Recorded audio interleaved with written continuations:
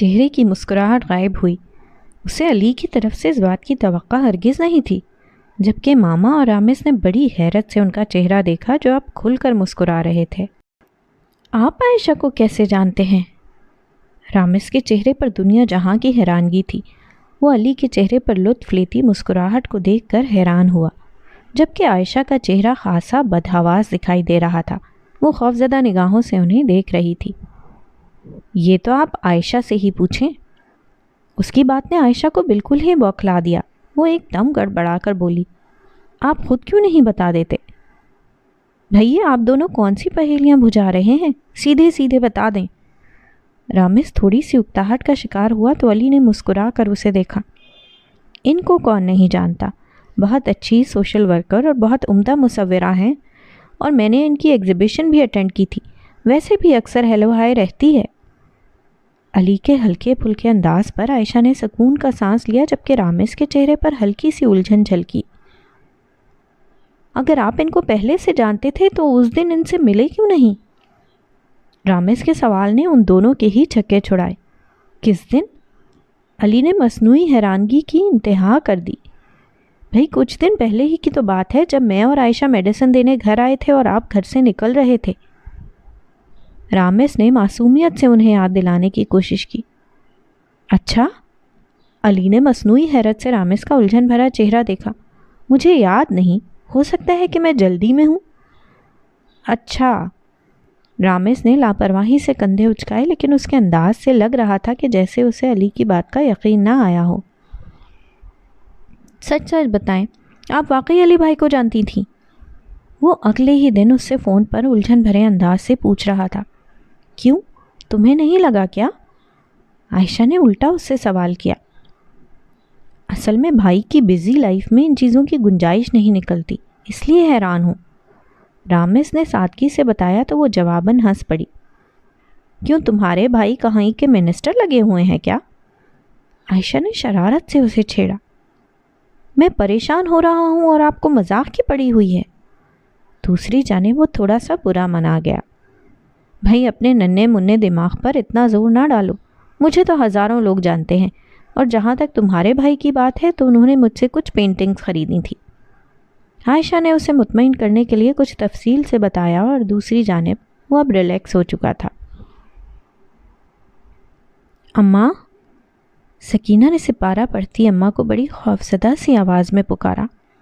اماں نے چونک کر سکینہ کی طرف دیکھا جو ہراساں نگاہوں سے کھڑکی کے باہر دیکھ رہی تھی۔ کیا ہوا سکینہ؟ جمیلہ مائی نے اپنا سپارہ بڑی عقیدت اور احترام سے بند کر کے میز پر رکھا۔ اماں ذرا دیکھ، اس درخت کو کیا ہو گیا؟ سکینہ کی آواز میں خوف ہی خوف تھا۔ اماں نے اس کی نظروں کے تعاقب میں باہر جھانک کر دیکھا تو ایک لمحے کو وہ بھی سناٹے میں آ گئیں۔ کچھ لمحے تو وہ کچھ بول ہی نہیں پائیں۔ اماں، یہ آکاش بیل کتنی زہریلی نکلی، اچھے خاصے سرسبز درخت کو کھا گئی، دیکھ ذرا کیسے سوکھ گیا ہے یہ دنوں میں۔ سکینہ کے شکوے پر اماں نے چونک کر سکینہ کی نم آنکھوں کو دیکھا۔ پگلی، تو کیوں پریشان ہوتی ہے؟ جمیلہ مائی کی آنکھوں میں سکینہ کے لیے ایک خاموش دلاسا تھا۔ اماں، یہ دوسرا درخت ہے جو میرے یہاں ہوتے ہوئے بھری بہار میں ٹنڈ منڈ سا ہو گیا ہے، اب چڑیاں کہاں بیٹھیں گی؟ سکینہ کے بچگانہ انداز پر جمیلہ مائی زبردستی مسکرائی۔ پتر، چڑیوں کی فکر نہ کر، وہ اپنا ٹھکانہ کہیں نہ کہیں کر لیں گی، بھلا کسی کے مرنے یا اجڑنے پر بھی دنیا کا کاروبار رکا ہے؟ جمیلہ مائی کے لہجے میں کوئی انکہا سا دکھ بولا۔ ہاں ماں، تو ٹھیک کہتی ہے، بندوں کے مرنے پر کچھ نہیں ہوتا، یہ تو ایک درخت تھا۔ سکینہ اداس ہوئی۔ تو میری دھی خوش خوش رہا کر، جمیلہ مائی نے اسے فوراً نصیحت کی۔ اماں، خوشی انسان کے اپنے اختیار میں تو نہیں، یہ جو انسان کے اندر کسی سانپ کی طرح کنڈلی مار کر بیٹھا ہوا غم ہوتا ہے نا، یہ ہر موقع پر اپنا پھن پھیلا کر کھڑا ہو جاتا ہے، بندہ اس کے ڈر سے کھل کر خوش بھی نہیں ہو سکتا۔ سکینہ نے کوئی گہرا فلسفہ ہی بولا تھا جو جمیلہ مائی نے چونک کر اسے دیکھا۔ ہاں پتر، یہ غم، دکھ، فکریں اور پریشانیاں بھی آکاش بیل کی طرح ہوتی ہیں، بندے کو چمٹ جائیں تو اسے اندر باہر سے ایسے ہی کھوکھلا کر دیتی ہیں۔ جمیلہ مائی نے کسی خیال میں ڈوب کر کہا تو سکینہ ایک لمحے کو چپ کر گئی۔ کبھی کبھی تو مجھے لگتا ہے اماں، میں بھی اسی درخت کی طرح ہوں اور میری بیماری بھی مجھے کسی آکاش بیل کی طرح کھا جائے گی۔ سکینہ کی بات نے جمیلہ کو دہلا کر رکھ دیا۔ اللہ کو مان سکینہ، کیسی باتیں کرتی ہے؟ جمیلہ مائی کی ناراضگی میں بھی پیار ہی پیار تھا۔ اماں، بعض باتیں اور چیزیں انسان کے دل میں وہی کی طرح اترتی ہیں، ان کی تصدیق کے لیے انسان کو کہیں اور جانے کی ضرورت نہیں ہوتی، ان کی سچائی اور حقیقت خود بخود پانی کی طرح اپنا راستہ بنا لیتی ہے۔ سکینہ ہنسی تو جمیلہ مائی کو اس کی آواز میں دکھ کسی آبشار کی طرح شور مچاتا ہوا محسوس ہوا۔ دیکھ سکینہ، اللہ سے برا گمان نہ رکھا کر، اسے اپنے بندے کے منہ سے نا امیدی اور مایوسی کی باتیں اچھی نہیں لگتی۔ جمیلہ مائی سچ مچ خفا ہوئی۔ پھر اللہ انسان کو ایسی آزمائش میں ڈالتا ہی کیوں ہے؟ بہت دن کے بعد سکینہ نے سوال نہیں شکوہ کیا تھا۔ دیکھ، بندے کو یہ زیب نہیں دیتا کہ وہ اپنے رب سے سوال جواب کرے۔ جس سے محبت ہو اس سے کیا، کیوں اور کیسے والے سوال نہیں کیے جاتے، خود کو بس اس کی مرضی پر ڈال دیا جاتا ہے۔ اس کی رحمت بندے کی آزمائش سے بہت زیادہ ہے، بس اللہ سے رحمت اور کرم مانگا کر۔ جمیلہ مائی عصر کی نماز پڑھنے کے لیے کھڑی ہوئی۔ اماں تو بہت عجیب باتیں کرتی ہے۔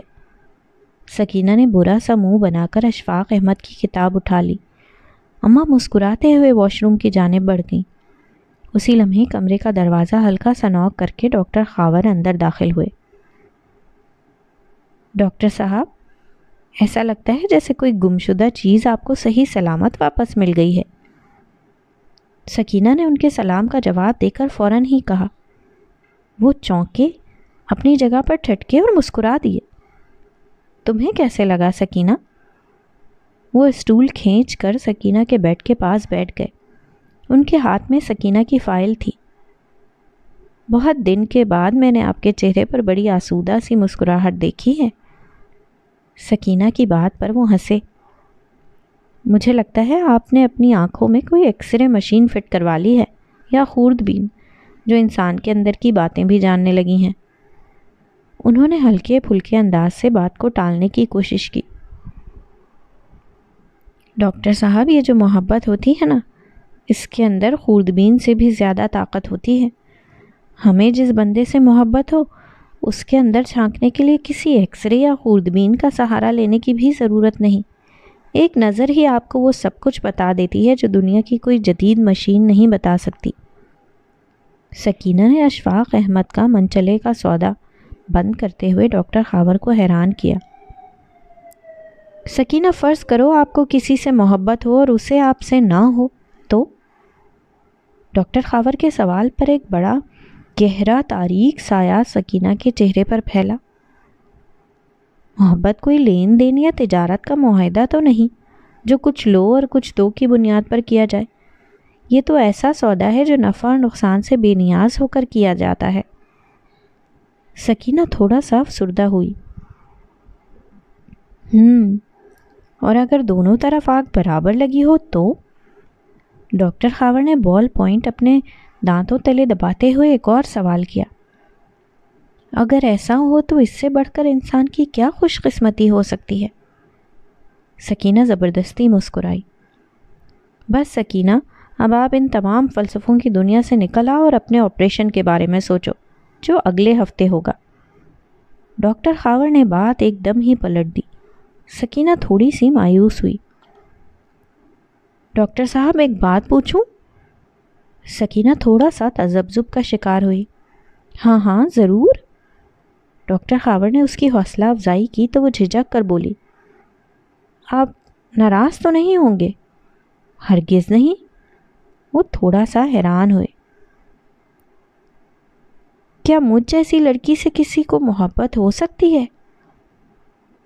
سکینہ نے سوال نہیں کیا تھا بلکہ ڈاکٹر خاور کو ہلا کر رکھ دیا۔ وہ بھرپور انداز سے چونکے۔ ہاں بالکل ہو سکتی ہے، وہ بغیر کسی جھجک کے بولے تو اس دفعہ حیران ہونے کی باری سکینہ کی تھی۔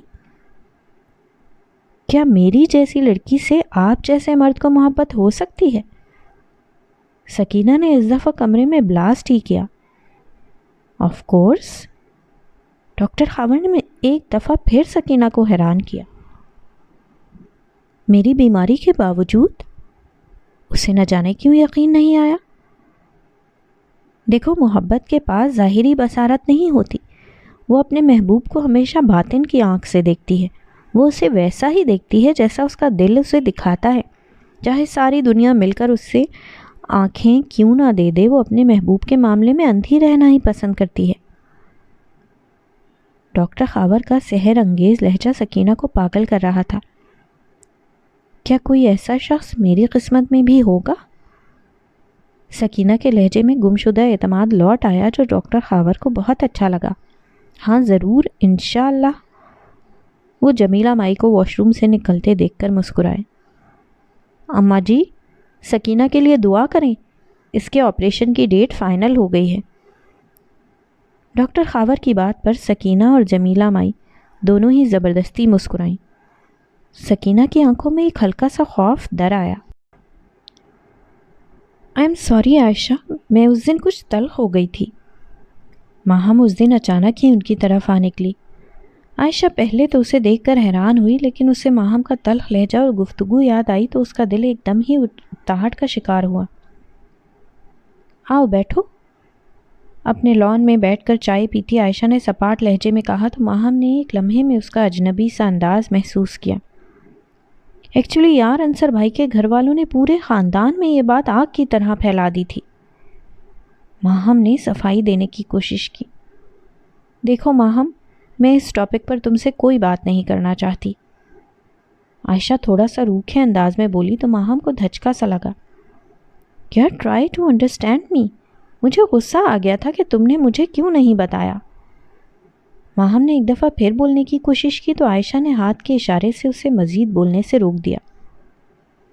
غصہ صرف تمہاری میراث نہیں ہے، یہ ایک ایسا جن ہے جو کسی بھی لمحے کسی بھی شخص پر سوار ہو سکتا ہے۔ تم میرے اس غصے والے جن کو بوتل میں بند رہنے دو، اس کا ڈھکن کھل گیا تو تمہیں بہت مسئلہ ہوگا۔ عائشہ کے لہجے میں اس قدر رکھائی اور اجنبیت تھی کہ ماہم کچھ لمحے تک بول ہی نہیں سکی۔ تمہارا کلینک کیسا جا رہا ہے؟ عائشہ نے دانستہ موضوع بدلا اور ماہم کو اس چیز کا فوراً ہی ادراک ہوا۔ ٹھیک ہے۔ وہ ابھی تک اس حملے سے سنبھل نہیں پائی۔ وہ سخت حیرت سے اپنے سامنے بیٹھی عائشہ کو دیکھ رہی تھی جس کی شخصیت کا یہ عجیب سا پہلو اس کے سامنے آیا تھا۔ اور سمنا بھی ٹھیک ہے؟ عائشہ نے آج فارمل گفتگو کرنے کے سارے ریکارڈ توڑ دیے۔ ہاں ٹھیک ہے، بس احیان کو مس کرتی ہیں۔ ماہم کی بات پر ایک طنزیہ سی مسکراہٹ نے عائشہ کے چہرے کا احاطہ کیا، لیکن اس نے دانستہ اس بات پر تبصرہ کرنے سے پرہیز کیا۔ تمہارے لیے چائے بنواؤں؟ عائشہ کی اس بات پر ماہم کے صبر کا پیمانہ لبریز ہو گیا۔ میرا خیال ہے کہ تم مجھ سے مزید بات کرنا نہیں چاہتی ہو۔ وہ ایک جھٹکے سے کھڑی ہوئی۔ یہ تمہارا ذاتی خیال ہے اور ضروری نہیں کہ ٹھیک بھی ہو۔ عائشہ نے لاپرواہی سے کندھے اچکائے۔ اسی وقت ملازمہ کارڈلیس اٹھائے لان میں نمودار ہوئی۔ عائشہ بی بی، آپ کی کال ہے، کوئی رامز صاحب ہیں۔ ملازمہ کی بات پر ماہم کے چہرے کی رنگت متغیر ہوئی۔ وہ جو جانے کے لیے پر تول رہی تھی دانستہ وہیں جم کر کھڑی ہو گئی۔ ہاں بھائی، کیسے ہو رامز؟ ماما کیسی ہیں؟ سوری، میں آج انہیں دیکھنے نہیں آ سکی۔ عائشہ کی بات پر ماہم کی آنکھوں میں حسد اور جلن کے سارے ہی رنگ جھلکے۔ زیادہ فضول باتیں کرنے کی ضرورت نہیں ہے، اگر کوئی مسئلہ ہے تو خود آ کر لے جاؤ، میری گاڑی ورک شاپ میں ہے۔ عائشہ نے دوسری جانب اس کی کسی بات کے جواب میں بے تکلفی سے کہا تو ماہم کے تن بدن میں آگ سی لگ گئی۔ تمہارے پاس تو انصر بھائی سے زیادہ بہتر آپشن موجود تھا۔ سوری، مجھے اس کا خیال ہی نہیں آیا۔ اس نے جیسے ہی فون بند کیا تو ماہم کے طنز پر عائشہ نے خود کو بمشکل مشتعل ہونے سے روکا۔ میرے پاس رامز سے بھی بہتر آپشن موجود ہے جس کا تمہیں خیال بھی نہیں ہوگا۔ عائشہ نے کھڑے ہو کر بڑے اعتماد سے ماہم کی آنکھوں میں آنکھیں ڈال کر کہا تو اس کے چھکے چھوٹ گئے۔ دھیان سے اڑنا، فضا میں بہت عقاب ہیں اور تم کسی معصوم فاختہ کی طرح ہو۔ ماہم اب براہ راست طنز پر اتر آئی۔ نصیحت کا بہت شکریہ، میں اپنی ہی فضاؤں میں اپنی ہی حدوں کے اندر اڑتی ہوں، اس لیے مجھے عقابوں کا کوئی خوف نہیں۔ تم اپنی فکر کرو، کہیں پرایا آسمانوں کی تلاش میں سورج کی تپش ہی برداشت نہ کر سکو اور سارے پروں کو جلا بیٹھو۔ عائشہ کی بات نے ماہم کو سلگا کر رکھ دیا۔ اس کا فیصلہ تو وقت ہی کرے گا۔ ماہم کا لہجہ عائشہ کو چیلنج کرتا ہوا محسوس ہوا، اور مجھے یقین ہے کہ وہ وقت دور نہیں۔ عائشہ نے ایک دفعہ پھر اسے حیران کیا۔ تجھ سے ناراض نہیں، زندگی حیران ہوں میں۔ کمرے کی تاریکی اور خاموشی میں یہ غزل موہت کو بہت اچھی لگ رہی تھی۔ آنکھیں بند کیے وہ اپنی ویل چیئر پر بیٹھا کسی اور ہی دنیا میں گم تھا۔ جب عائشہ دبے پاؤں اس کے کمرے میں داخل ہوئی، اس نے دروازے کے پاس ہی دیوار پر لگے سارے بٹن ایک دم ہی روشن کر دیے۔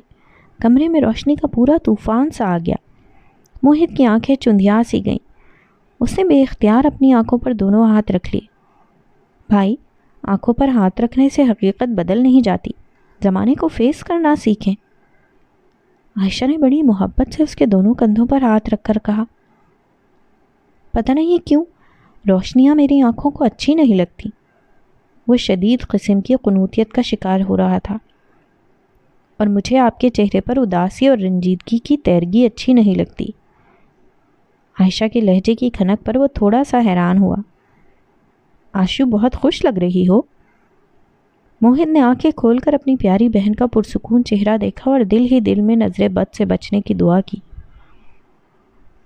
خوشی کا تو پتہ نہیں، لیکن بہت مطمئن ہوں میں۔ وہ اب اس کے سامنے آن بیٹھی۔ اس کا چہرہ اندرونی خوشی کے احساس سے جگمگا رہا تھا۔ مطمئن ہونا خوش ہونے سے زیادہ قیمتی جذبہ ہوتا ہے۔ سکون ایسی دولت ہے جو کسی کسی دل کو نصیب ہوتی ہے۔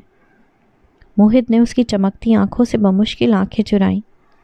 انشاءاللہ آپ کو بھی اللہ اس دولت سے مالا مال کرے گا۔ عائشہ نے دل کی گہرائیوں سے اپنے بھائی کو دعا دی۔ پتہ نہیں، وہ نہ جانے کیوں مایوسی میں گھرا ہوا تھا۔ کیا حال ہے آپ کی ہیلن آف ٹروائے کا؟ عائشہ نے اسے چھیڑنے کی کوشش کی۔ پتہ نہیں، ایک ہفتے سے کوئی رابطہ نہیں۔ موہت کے جواب پر وہ چونکی، لیکن کیوں؟ میں نے اسے ماہم کے بارے میں بتا دیا تھا۔ اب مجھے نہیں لگتا کہ وہ کبھی مجھ سے دوبارہ رابطہ کرے گی۔ موہت نے اپنے دل کا حال بتایا۔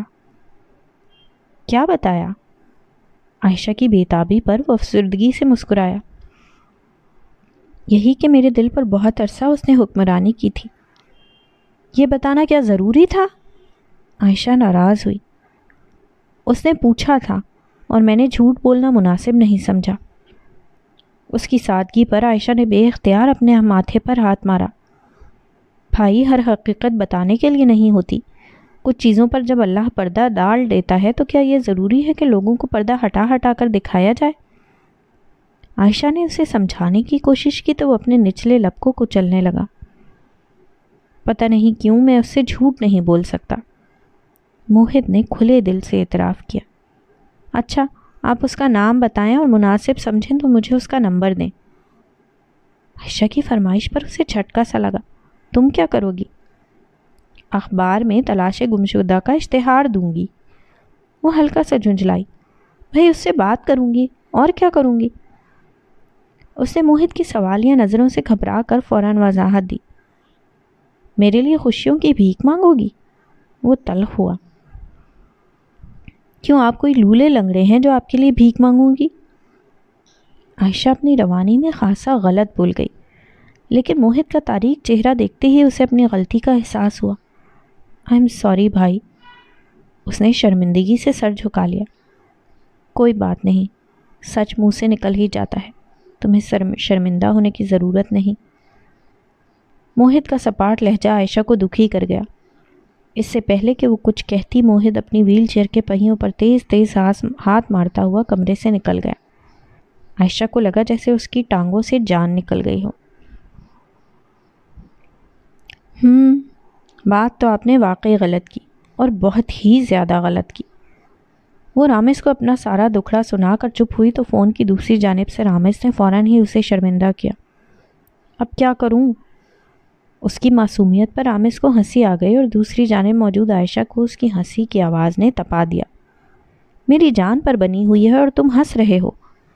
وہ باقاعدہ جل کر گویا ہوئی۔ آپ بات ہی ہنسنے والی کر رہی ہیں؟ بھئی سیدھی سی بات ہے کہ جب کوئی غلطی ہو جائے تو اس پر ایکسکیوز کر لینا چاہیے۔ رامز نے مسکراتے ہوئے اسے مشورہ دیا جو عائشہ کو بالکل بھی پسند نہیں آیا۔ تمہارا کیا خیال ہے کہ میں نے سوری نہیں کہا ہوگا؟ اس نے تنزن پوچھا۔ جی ضرور کہا ہوگا، لیکن اس انداز سے کہا ہوگا کہ اگلا بندہ مزید دکھی ہو گیا ہوگا۔ وہ رامز کے درست اندازے پر حیران ہوئی۔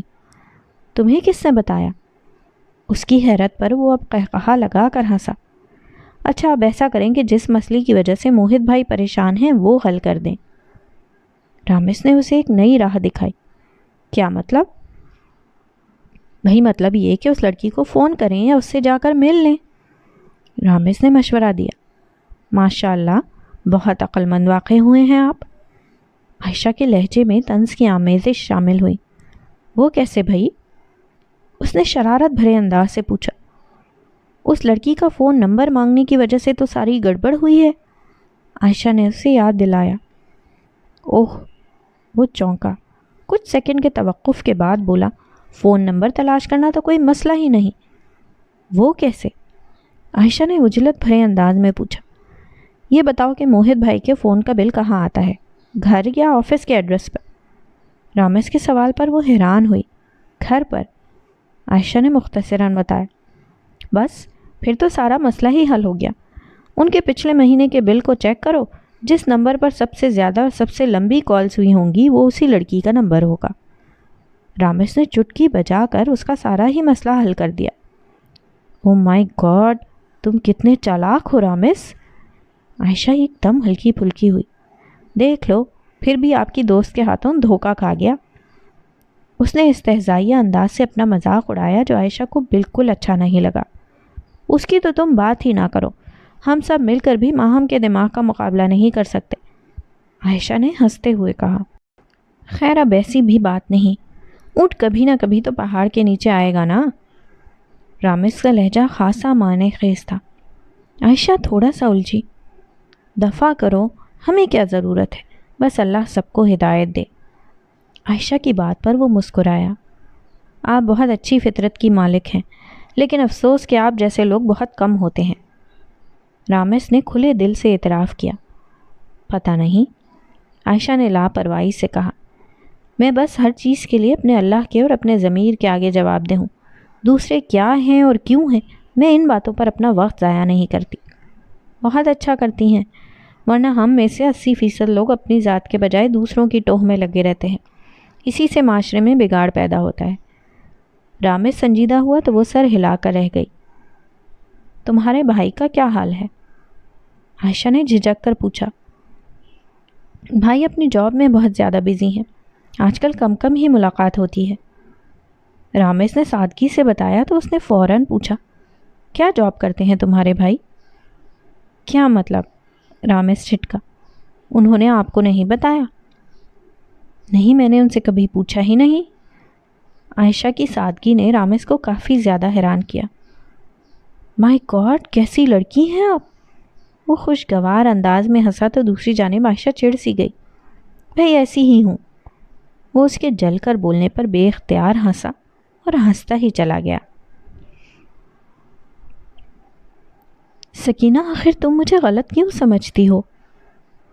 آنکھوں میں ڈھیروں سارا سرما اور تیل سے چپڑے ہوئے بالوں کے ساتھ جاجی پچھلے 1 گھنٹے سے سکینہ کی برداشت کا امتحان لے رہا تھا۔ اللہ دیتا کمہار جمیلہ مائی کے ساتھ ڈاکٹرز کی ایک میٹنگ پر گیا ہوا تھا۔ میں تمہیں نہ درست اور نہ ہی غلط بلکہ کچھ بھی نہیں سمجھتی، سکینہ نے چڑھ کر جواب دیا۔ تجھے میری محبت کا اعتبار کیوں نہیں آتا؟ جاجی کے سوال نے اسے سلگا کر رکھ دیا۔ میں نے تیری محبت کا کیا اچار ڈالنا ہے؟ وہ ایک دم مشتعل ہوئی۔ اچھا پھر کس کی محبت کا اچار ڈالے گی؟ جاجی نے بھی آج ڈھٹائی کے سارے ریکارڈ توڑ دیے۔ اس کے سوال پر سکینہ ایک دم ہکا بکا ہوئی۔ تجھے کیا تکلیف ہے، میں جو بھی کروں؟ سکینہ نے اماں کی غیر موجودگی کا بھرپور فائدہ اٹھایا۔ جاجی کا چہرہ ایک دم تاریک سا ہو گیا۔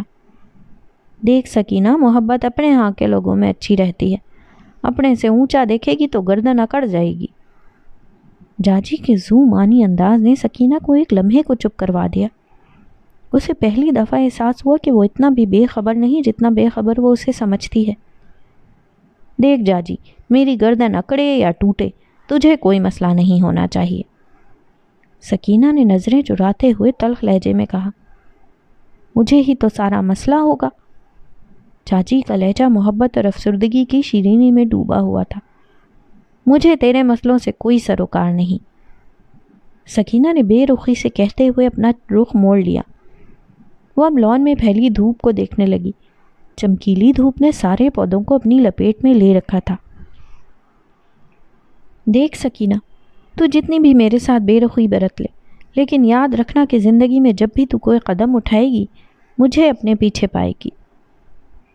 جاجی کا پورے اعتماد انداز سکینہ کو سخت برا لگ رہا تھا۔ اس کا بس نہیں چل رہا تھا کہ وہ جاجی کو مکھی بنا کر سامنے دیوار پر چپکا دے۔ یہ دیکھ، جان چھوڑ میری۔ سکینہ نے باقاعدہ اس کے آگے ہاتھ جوڑے تو جاجی کا چہرہ پھیکا پڑ گیا۔ اندر داخل ہوتے ڈاکٹر خاور نے یہ آخری منظر اپنی آنکھوں سے دیکھا۔ وہ اس اعجابیہ نگاہوں سے ان دونوں کو دیکھنے لگے۔ جاجی تو ہڑبڑا کر کھڑا ہوا اور کمرے سے نکل گیا، جبکہ سکینہ کا چہرہ زبردستی مسکرانے کی کوشش میں عجیب سا تاثر دینے لگا۔ جو لوگ ہم سے محبت کرتے ہوں ان کی قدر کرتے ہیں سکینہ۔ نہ جانے کیوں ڈاکٹر خاور کے منہ سے نکلنے والے یہ الفاظ سکینہ کے دل پر کسی اینٹ کی طرح لگے۔ پھر آپ میری قدر کیوں نہیں کرتے؟ اس نے بے باکی سے ڈاکٹر خاور کی طرف دیکھا جو اپنی جگہ پر ساکت رہ گئے۔ الجھن بھری نگاہوں سے سکینہ کو دیکھتے ہوئے انہوں نے خود کو بڑی جلدی سنبھالا۔ یہ بتائیں کہ میں نے کبھی آپ سے اس لہجے میں بات کی جس لہجے میں آپ اعجاز سے کرتی ہیں؟ ڈاکٹر خاور کی بات پر سکینہ پر گھڑوں پانی پڑ گیا۔ وہ خفت زدہ انداز سے اپنے لبوں کو کچلنے لگی۔ وہ برے طریقے سے لاجواب ہو چکی تھی۔ وہ مجھے اچھا نہیں لگتا۔ اپنے ہاتھوں کو مسلتے ہوئے اس نے بچکانہ سے انداز میں کہا۔ کسی نرس کے ساتھ ڈاکٹر زویا اسی لمحے کمرے میں انٹری دی۔ لیکن مجھے تو آپ اچھی لگتی ہیں۔ ڈاکٹر خاور کا یہ جملہ ڈاکٹر زویا کے تن بدن میں آگ سا لگا گیا۔ انہوں نے دروازے کو ہلکا سا نوک کر کے اپنی موجودگی سے باخبر کیا۔ دونوں بے اختیار چونکے۔ میرا خیال ہے کہ میں نے خاصے غلط ٹائم پر انٹری دی ہے۔ ڈاکٹر زویا کے لہجے میں ہی نہیں آنکھوں میں بھی شعلے تھے۔ آپ اکثر ہی غلط ٹائم پر انٹری دیتی ہیں اور بدقسمتی کی بات یہ ہے کہ آپ کو خود کافی دیر کے بعد پتہ چلتا ہے۔ ڈاکٹر خاور اپنی بات کہہ کر رکے نہیں اور کمرے سے نکل گئے۔ ڈاکٹر زویا کو یوں لگا جیسے ان کی قوت گویائی سلب ہو کر رہ گئی ہو۔ تھینکس گاڈ، امی کی طبیعت ٹھیک ہوئی اور ڈاکٹرز نے ان کو گھر شفٹ کرنے کا کہہ دیا۔ ثنائلہ نے اپنے بیڈ کی چادر ٹھیک کرتے ہوئے نابیہ سے کہا۔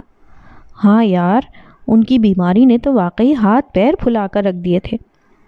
نابیہ نے اپنے کندھوں کو دباتے ہوئے جواب دیا۔ Thank you Nabiha. Sanaila bed کی چادر درست کر کے اس پر بیٹھ گئی۔ اب وہ بہت ممنون نگاہوں سے نابیہ کی طرف دیکھ رہی تھی۔ اگر مزید کوئی بکواس کی تو یہ بیگ گھما کر تمہارے سر پر دے ماروں گی۔ نابیہ نے کھا جانے والی نگاہوں سے ثنائلہ کو دیکھا۔ قسم سے تمہارا بہت آسرا ہے مجھے، کاش میرا کمینہ بھائی بے وفائی نہ کرتا۔ ثنائلہ کے لہجے میں حسرتوں کا ایک جہان آباد تھا۔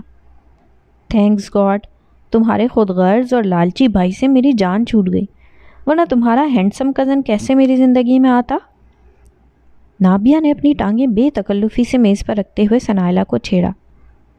ہاں کہہ تو تم ٹھیک رہی ہو، لیکن یار تم اس کی خود غرضی کی انتہا دیکھو کہ پورے ایک ہفتے میں صرف ایک کال کی اور اس میں بھی اپنی غربت کے رونے شروع کر دیے۔ ثنائلہ کو اپنا ایک اور دکھ یاد آیا۔ مٹی ڈالو اس پر، یہ بتاؤ کہ تمہارے ہیرو کا کوئی فون آیا؟ نابیہ نے موضوع تبدیل کرنے کی غرض سے پوچھا۔ نہیں یار، ثنائلہ افسردہ ہوئی۔ وہ سمجھ رہا ہوگا میں اس سے خفا ہوں۔ ثنائلہ کو اپنی آخری گفتگو تمام تر جزیات کے ساتھ یاد آئی۔ ویسے نابیہ، سوچنے کی بات ہے کہ ماہم منصور نے آخر اس کے ساتھ ایسا کیا کیا کہ وہ اس سے اتنا بدظن ہو گیا؟ ثنائلہ نے مزید کہا، ہو سکتا ہے کہ ماہم کا قصور اتنا نہ ہو۔ نابیہ نے ایک نکتہ نکالا، جتنا میں اسے جانتی ہوں میں مان ہی نہیں سکتی کہ وہ کسی کے ساتھ کچھ برا کر سکتا ہے۔ ثنائلہ کے لہجے میں موہت کے لیے اندھا اعتبار تھا۔ واہ جی واہ، صدقے جاؤں تمہارے اس اندھے اعتقاد پر۔ نابیہ نے ہنستے ہوئے اس کا مذاق اڑایا۔ زیادہ فضول بولنے کی ضرورت نہیں، میرے کزن کو کچھ غیرت دلاؤ کہ اس کی پھپھو اتنی بیمار رہی ہیں، وہ اب تو انہیں دیکھنے آ جائے۔ ثنائلہ کو اچانک یاد آیا، یار اس کی اپنی والدہ ایک ہفتے سے ہاسپٹل میں ایڈمٹ ہیں، میں نے تمہیں اس لیے نہیں بتایا کہ کہیں تم پریشان نہ ہو جاؤ۔ نابیہ کی بات پر وہ حیران ہوئی۔ مماجنی جان بیمار ہے؟ ثنائلہ ایک دم فکر مند ہوئی۔ ماموں پاکستان واپس آ گئے؟ اسے یاد آیا تو فوراً پوچھ لیا۔ نہیں۔ نابیہ نے آہستگی سے کہتے ہوئے نظریں چرائیں تو ثنائلہ چونک سی گئی۔ ادھر دیکھو میری طرف نابیہ، تم مجھ سے کیا چھپا رہی ہو؟ ثنائلہ کی چھٹی حس نے اسے بروقت چوکنا کیا۔ یار میرے پاس تمہارے لیے اس حوالے سے کوئی اچھی خبر نہیں۔ نابیہ کی بات پر اس کا دل بے ہنگم طریقے سے دھڑکا۔ کیا مطلب ہے تمہارا؟ ثنائلہ نے بے تابی سے پوچھا۔ بات کچھ یوں ہے کہ نابیہ حد درجہ تذبذب کا شکار ہوئی۔ بولو نا۔ ثنائلہ تھوڑا سا بلند آواز میں چیخی۔ یار تمہارے ماموں کا آج سے 2 سال پہلے انگلینڈ میں انتقال ہو چکا ہے۔ نابیہ نے اس کے سر پر بم ہی تو پھوڑا تھا۔ وہ پھٹی پھٹی نگاہوں سے اسے دیکھتی رہ گئی۔ اسے یقین ہی نہیں آ رہا تھا کہ ایسا بھی کچھ ہو سکتا ہے۔ وہ آج ایک دفعہ پھر اپنے کینوس اور رنگوں کے ساتھ پارک میں موجود تھی۔ بہت عرصے کے بعد اس کا دل چاہا تھا کہ وہ کوئی خاص چیز پینٹ کرے۔ آج وہ اپنے وقت سے بہت پہلے ہی اپنی مقررہ جگہ پر آ پہنچی تھی۔ یہی وجہ تھی کہ جب تک وہ جاگنگ ٹریک پر آیا عائشہ اپنا 80% کام نپٹا چکی تھی۔ ایک بہت خوبصورت پینٹنگ اپنے آخری مراحل میں تھی جب عائشہ کو اپنی پشت پر 2 گہری نظروں کا انحصار محسوس ہوا۔ اس نے بے اختیار مڑ کر دیکھا۔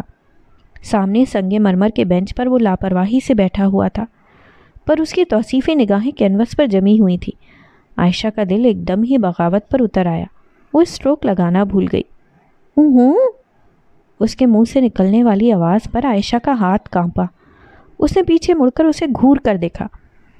غلط جگہ پر اسٹروک لگا رہی ہیں آپ، وہ لاپرواہی سے کہتے ہوئے سامنے درخت پر بیٹھی کوئل کو دیکھنے لگا، جس کی آواز صبح کے سناٹے میں بہت دل فریب لگ رہی تھی۔ میری پینٹنگ ہے، میں جیسی بھی بناؤں؟ عائشہ نے خود کو سنبھالتے ہوئے دانستہ ہلکا پھلکا لہجہ اختیار کیا۔ آپ عادتاً اپنی چیزوں کو خراب کرتی ہیں یا فطرتاً ایسی ہیں؟ وہ اس کے بالکل قریب آ کر اپنے دونوں بازو سیندھے پر باندھ کر بڑے گہرے لہجے میں گویا ہوا۔ عائشہ کے لیے اپنے دل کی دھڑکنوں پر قابو پانا دشوار ہو گیا۔ میں خود سے ایسے نہیں کرتی، چیزیں خود بخود مجھ سے خراب ہو جاتی ہیں۔ اس کے سادہ انداز پر علی نے اپنے چہرے پر آنے والی مسکراہٹ کو بمشکل چھپایا۔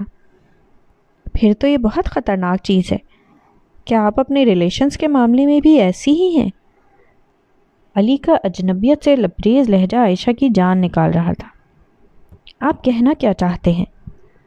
وہ ایک دم مڑی تو عین اپنے پیچھے کھڑے علی کے سفید ٹریک سوٹ سے اس کا برش ٹکرا گیا۔ سفید شرٹ پر رنگوں کی ایک لائن سی بنتی گئی۔ عائشہ ایک دم بوکھلا کر اپنے دوپٹے سے اس کی شرٹ کو صاف کرنے لگی تو علی نے فوراً ہی اس کی کلائی پکڑ لی۔ پہلے دوسروں کی چیزیں خراب کرتی ہیں اور اس کے بعد بوکھلاہٹ میں اپنا نقصان کر بیٹھتی ہیں۔ علی نے اس کے بازو کو پکڑتے ہوئے بڑے سحن انگیز لہجے میں کہا۔ اس کی آنکھوں سے نکلنے والے محبت کے شرارے عائشہ کے سارے وجود کو اپنے لپیٹ میں لے رہے تھے۔ اسے لگ رہا تھا جیسے ساری دنیا ایک ہی تال پر محو رقص ہو۔ پلکوں پر ڈھیروں بوجھ آن پڑا تھا۔ اس کے لیے نظر اٹھا کر اپنے سامنے کھڑے دشمن جاں کو دیکھنا محال ہو گیا تھا۔ میرا بازو تو چھوڑیں۔ عائشہ کے ہاتھ سے برش چھوٹ کر زمین پر جا گرا۔ یہ ہاتھ چھوڑنے کے لیے تو نہیں پکڑا۔ علی کا لہجہ عائشہ کے چھکے چھڑا رہا تھا۔ اس نے نظریں اٹھا کر اسے دیکھا جس کی آنکھوں میں محبت اور شرارت کے بڑے انوکھے رنگ تھے۔ میں آپ سے خفا تھا، آپ نے مجھے منایا کیوں نہیں؟ اس نے بڑے استحقاق سے اس کی آنکھوں میں جھانکا۔ عائشہ گڑبڑا گئی۔ پلیز میرا ہاتھ چھوڑیں۔ عائشہ کی آنکھیں نم ہوئیں تو علی نے فوراً ہی اس کا ہاتھ نرمی سے چھوڑ دیا۔ وہ گھبرا کر اس سے چند قدم دور ہو کر کھڑی ہو گئی۔ اس کے رخساروں پر انار سے پھوٹتے ہوئے محسوس ہو رہے تھے۔ جن لوگوں سے محبت ہو ان کے ساتھ ایسا کرتے ہیں بھلا؟ علی نے گھمبیر لہجے میں کہا۔ ہاں، آپ نے بھی تو ٹھیکہ اٹھا رکھا تھا سارے شہر کی لڑکیوں کے ساتھ گھومنے کا۔ وہ جل کر بولی تو علی کا بے باک قہقہہ فضاؤں میں پھیل گیا۔ کیوں، جیلسی محسوس ہو رہی تھی کیا؟ وہ ایک دم آگے بڑھایا۔ مجھے کیا ضرورت پڑی ہے جلنے کی؟ وہ دانستہ رخ موڑ کر کھڑی ہو گئی۔ اچھا واقعی؟ وہ اب دوسری جانب سے اس کے سامنے آن کھڑا ہوا۔ عائشہ سٹپٹا سی گئی۔ یس 100%۔ عائشہ نے دانستہ لاپرواہانہ انداز اپنایا۔ چلو دیکھتے ہیں۔ اس نے کندھے اچکائے۔ اچھا یہ تو بتائیں کہ آپ کے جو آج کل ڈھیر پروپوزل آئے ہوئے تھے ان میں سے کوئی فائنل ہوا؟ علی کی بات نے عائشہ کو چونکا دیا۔ آپ کو کس نے کہا؟ عائشہ بے اختیار چونکی۔ آپ کی بیسٹ فرینڈ ماہم نے۔ اس کا شوخی سے لبریز انداز عائشہ کو سلگا گیا۔ اور آپ نے ماہم کو پروپوز کر دیا؟ میں نے تو آپ سے کچھ نہیں کہا۔ عائشہ کی خفگی پر وہ مسکرایا۔ میں اپنے ہوش و حواس میں تو آپ کی دوست کو پروپوز نہیں کر سکتا، جبکہ بے ہوشی کی کیفیت میں کچھ کہہ دیا ہو تو مجھے یاد نہیں۔ وہ سراسر عائشہ کا مذاق اڑا رہا تھا، جسے محسوس کر کے اس کا منہ بن گیا۔ آپ کی خاطر کئی گھنٹے آپ کی دوست کو برداشت کرنا پڑا، اوپر سے وہ ہر ملاقات میں آپ کے کسی نہ کسی پروپوزل کی داستان سنا کر میرا دل زخمی کر دیتی تھیں۔ علی کی بات پر وہ زبردست انداز میں چونکی، لیکن دانستہ خاموش رہی۔ ناراضگی کے بادل چھٹ چکے تھے۔ آج بہت عرصے کے بعد دونوں کو اس خوبصورت صبح میں دلکشی کے سارے رنگ دکھائی دیے تھے۔ کچھ ہی دیر کے بعد دونوں آپس میں اس طرح محو گفتگو تھے جیسے درمیان کا عرصہ بیچ میں آیا ہی نہ ہو۔ پتہ ہے ڈاکٹر صاحب، جب میں ٹھیک ہو جاؤں گی تو میں بہت سا پیسہ کماؤں گی۔ سکینہ کی بات نے ڈاکٹر خاور کو خوب حیران کیا۔ وہ آج سکینہ کو دیکھ کر پھر لان کی طرف آ گئے تھے۔ انہیں دیکھ کر سسٹر ماریا فوراً ہی اٹھ کر چلی گئیں۔ سکینہ کو احساس ہوا کہ آج کل ڈاکٹر خاور اس کو زیادہ سے زیادہ ٹائم دے رہے ہیں۔ ڈھیر سارا پیسہ لے کر کیا کریں گی؟ ڈاکٹر خاور سامنے درختوں کے جھنڈ سے ایک سفید رنگ کا پھول توڑ کر لے آئے۔ میں اس پیسے سے معذور بچوں کے لیے ایک ادارہ بناؤں گی۔ ان میں ایسے بچوں کو رکھوں گی جن کے والدین کے پاس ان کے علاج کے لیے پیسہ نہیں ہوگا۔ سکینہ آج کل انہیں قدم قدم پر چونکا رہی تھی۔ اور میں اس ادارے کے بچوں کا مفت علاج کروں گا۔ ڈاکٹر خاور کے منہ سے نکلنے والی بے ساختہ بات نے سکینہ کا ڈھیروں خون بڑھا دیا۔ وعدہ؟ وہ بالکل بچوں کے سے انداز میں خوش ہوئی۔ پکا وعدہ۔ ڈاکٹر خاور نے پھول اس کی جانب بڑھاتے ہوئے اسے یقین دلایا۔ پتہ ہے ڈاکٹر خاور، آج کل مجھے زندگی بہت خوبصورت لگنے لگی ہے۔ سکینہ نے مسکراتے ہوئے پھول پکڑا تو انہوں نے سوالیہ نگاہوں سے اس کی طرف دیکھا۔ لیکن اس کے ساتھ ساتھ میرے دل میں عجیب دھڑکا سا رہتا ہے۔ اس کی آنکھوں میں ہلکا سا خوف ڈر آیا۔ بہت بری بات ہے سکینہ، 2 دن بعد تمہاری سرجری ہے اور تم ایسی باتیں کر رہی ہو۔ ڈاکٹر خاور نے بے تکلفی سے اسے ڈانٹا۔ سوری، وہ خفت زدہ انداز میں بولی۔ دیکھو سکینہ، اپنے آپ کو دونوں قسم کے حالات کے لیے تیار رکھو۔ اگر تو تمہارا آپریشن کامیاب ہو گیا تو یقیناً اس سے زیادہ اچھی کوئی بات نہیں ہو سکتی، لیکن آج مجھ سے یہ بھی وعدہ کرو کہ خدا نہ خواستہ ایسا نہ ہوا تو تم اپنے والدین اور خود کو پریشان نہیں کرو گی۔ ڈاکٹر خاور نے اسے ذہنی طور پر ہر قسم کے حالات کے لیے تیار کرنا چاہا۔ مجھے معلوم ہے ڈاکٹر صاحب، وہ زبردستی مسکرائی۔ اچھا یہ بتاؤ، اگر تم ٹھیک نہ ہوئی تو کیا کرو گی؟ ڈاکٹر خاور نے ایک اور پھول اس کی جانب بڑھاتے ہوئے پوچھا۔ کچھ نہیں، میں تب بھی اپنی زندگی کے لیے کوئی نیا لاہ عمل بناؤں گی۔ میرا یقین کریں ڈاکٹر صاحب، مجھے آپ سے کوئی شکایت نہیں ہوگی۔ اس کی بات پر ڈاکٹر خاور کے دل کو کچھ تسلی ہوئی۔ دیکھو سکینہ، ایک مسیحا کی حیثیت سے میرے ہاتھ میں جو کچھ ہوا میں کروں گا، لیکن اس قسم کے کیسز میں کامیابی کا تناسب تقریباً نہ ہونے کے ہی برابر ہے. لیکن مجھے اپنے اللہ پر یقین ہے، وہ کوئی نہ کوئی اچھی راہ ضرور نکالے گا. ڈاکٹر خاور کا مثبت رویہ سکینہ کے دل میں امیدوں کے کئی چراغ روشن کر گیا. لیکن اس کے ساتھ ساتھ میرا یہ بھی فرض بنتا ہے کہ میں آپ کو تصویر کے دوسرے رخ سے بھی باخبر کروں. ڈاکٹر خاور پتہ نہیں اسے کیا سمجھانا چاہ رہے تھے، لیکن ان دنوں تو سکینہ کی طمانینت کے لیے بس ایک ہی احساس بہت تھا کہ وہ اسے بہت زیادہ ٹائم دے رہے تھے. بعض دفعہ تو وہ ان کی باتیں سننے کے بجائے بس ٹکٹکی باندھے انہیں دیکھتی رہ جاتی، اور جب ڈاکٹر خاور کو اس بات کا احساس ہوتا تو وہ بولتے بولتے ایک دم چپ کر جاتے. ایسے میں سکینہ کی حالت ایسے بچے کی طرح ہوتی جو چوری کرتے ہوئے رنگے ہاتھوں پکڑا گیا ہو. کیا مصیبت پڑ گئی ہے جو یہ میرا فون اٹینڈ نہیں کر رہا؟ ماہم کا کوفت کے مارے برا حال تھا. وہ غصے اور جھنجھلاہٹ سے اپنے کمرے کے کئی چکر کاٹ چکی تھی. اس کے ہاتھ میں سیل فون تھا جس پر وہ بار بار ایک ہی نمبر ڈائل کر رہی تھی. سمجھتا کیا ہے خود کو؟ ایسا کون سا نواب لگا ہوا ہے؟ ماہم نے ہاتھ میں پکڑا سیل فون غصے سے بیڈ پر پھینک دیا. اس کا چہرہ غصے کی زیادتی سے ٹماٹر کی طرح سرخ ہوا. ایک وہ عائشہ صاحبہ ہیں جن کے مزاج نہیں مل رہے. ابھی تو شکل و صورت کی پوری سوری ہے، لیکن اگر اللہ نے کہیں ڈھنگ کی شکل دے دی ہوتی تو محترمہ آسمان پر کمندیں ڈالتی پھرتی. ماہم کے دماغ کی سوئی آج بری طرح گھومی ہوئی تھی. وہ کبھی علی کو اور کبھی عائشہ کو بلند آواز سے کوسنے لگتی. اسی لمحے سیل فون کی گھنٹی پر وہ متوجہ ہوئی. اس نے عجلت بھرے انداز سے سیل کی اسکرین پر آنے والے نمبر کو دیکھا. سامنے علی کا نام دیکھ کر اس کے غصے کا لیول کئی ڈگری نیچے آ گیا. آئی ایم سوری ماہم، میں کچھ بیزی ہوں، آپ کو پھر کال کروں گا. دوسری جانب وہ خاصی عجلت میں تھا. لیکن مجھے تو آپ سے تفصیلاً بات کرنی ہے. وہ مچلی. ابھی اس ہفتے تو ممکن نہیں، ہاں اگلے ہفتے دیکھوں گا. وہ عجلت بھرے انداز میں گویا ہوا. آپ کو پتہ ہے کہ عائشہ کی انگیجمنٹ ہو رہی ہے رامس علی کے ساتھ؟ اس نے بات کو بڑھانے کے غرض سے جھوٹ بولا. وہ ہلکا سا چونکا. میری طرف سے مبارکباد دے دیجیے گا انہیں. ہلکے پھلکے انداز میں کہہ کر وہ فون بند کر چکا تھا. ماہم کو اس کے انداز پر کرنٹ سا لگا. Go to the hell. اس نے سیل فون پوری طاقت سے زمین پر دے مارا. اس کا پچھلا حصہ کھلا اور بیٹری نکل کر بیڈ کے نیچے جا گری. وہ اب دونوں ہاتھوں سے اپنا سر تھامے صوفے پر بیٹھ چکی تھی. دماغ میں سوچوں کا ایک طوفان تھا. اسے پتہ ہی نہیں چلا کب سمن آپی پریشانی کے عالم میں اندر داخل ہوئی. تمہیں پتہ ہے ماہم، انصر نے اپنی ایک کلیگ کی بہن سے کورٹ میرج کر لی ہے.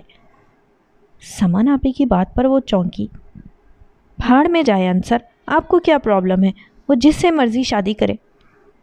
ماہم کا سارا غصہ سمن آپی پر نکل گیا. تم کیوں لال پیلی ہو رہی ہو؟ سمن آپی کو بڑی جلدی اس کے خراب موڈ کا اندازہ ہوا. اس علی کے بچے نے دماغ خراب کر رکھا ہے. وہ روانی میں سچ بول گئی. دفع کرو اسے.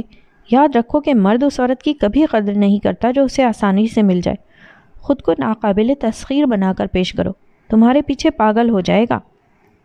سمن آپی نے اپنے تجربے کی روشنی میں بتایا. رہنے دیں آپی، یہ بھی کر چکی ہوں. ماہم نے بیزاری سے مزید کہا. وہ مردوں کی اس قسم سے ہے جو ناپید ہو چکی ہے. بس کوئی ایک آدھ نادر عجوبہ باقی ہے. پھر دفع کرو اسے. تم نے کون سا کوئی میوزیم کھولنا ہے جہاں ایسے نادر عجوبے رکھو گی؟ سمن آپی کا انداز اکٹاہٹ لیے ہوئے تھا. اس نے ماہم منصور کو اگنور کیا ہے، اور کوئی مجھے نظر انداز کرے، یہ کیسے ہو سکتا ہے؟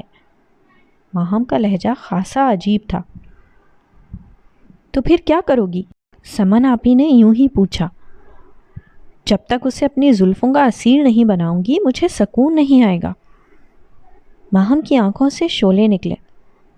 سمن آپی حیرانگی سے اپنی بہن کو دیکھتی رہ گئیں جس کا خوبصورت چہرہ اس وقت شدید تناؤ کا شکار ہو کر بہت بدصورت لگ رہا تھا. میں موہت کی بہن ہوں، مجھے آپ سے بات کرنی ہے.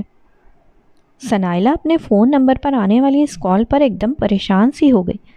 وہ اس وقت کچن میں کھانا بنانے میں مگن تھی جب ایک اجنبی سا نمبر اس کے سیل فون پر نمودار ہوا.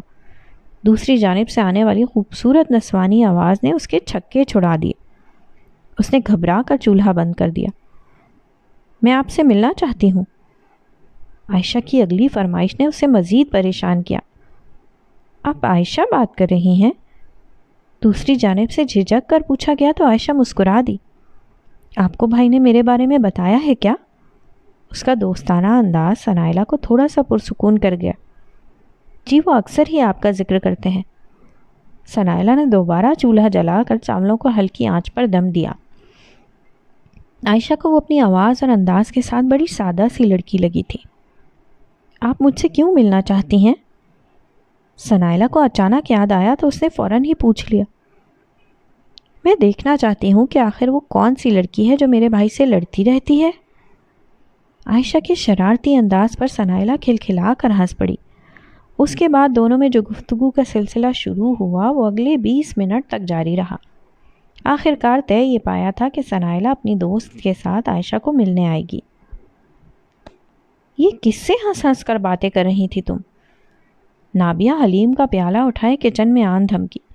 وہ پچھلے 5 منٹ سے کچن کے دروازے میں کھڑی تھی، لیکن ثنائلہ کو اپنی گفتگو کے دوران اس کی موجودگی کا ذرا بھی احساس نہیں ہوا۔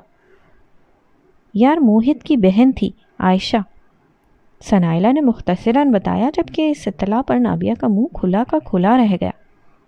توبہ، کتنی میسنی کنی ہو تم، کہاں کہاں کنیکشن ملا رکھے ہیں اور مجھے کانوں کان خبر نہیں۔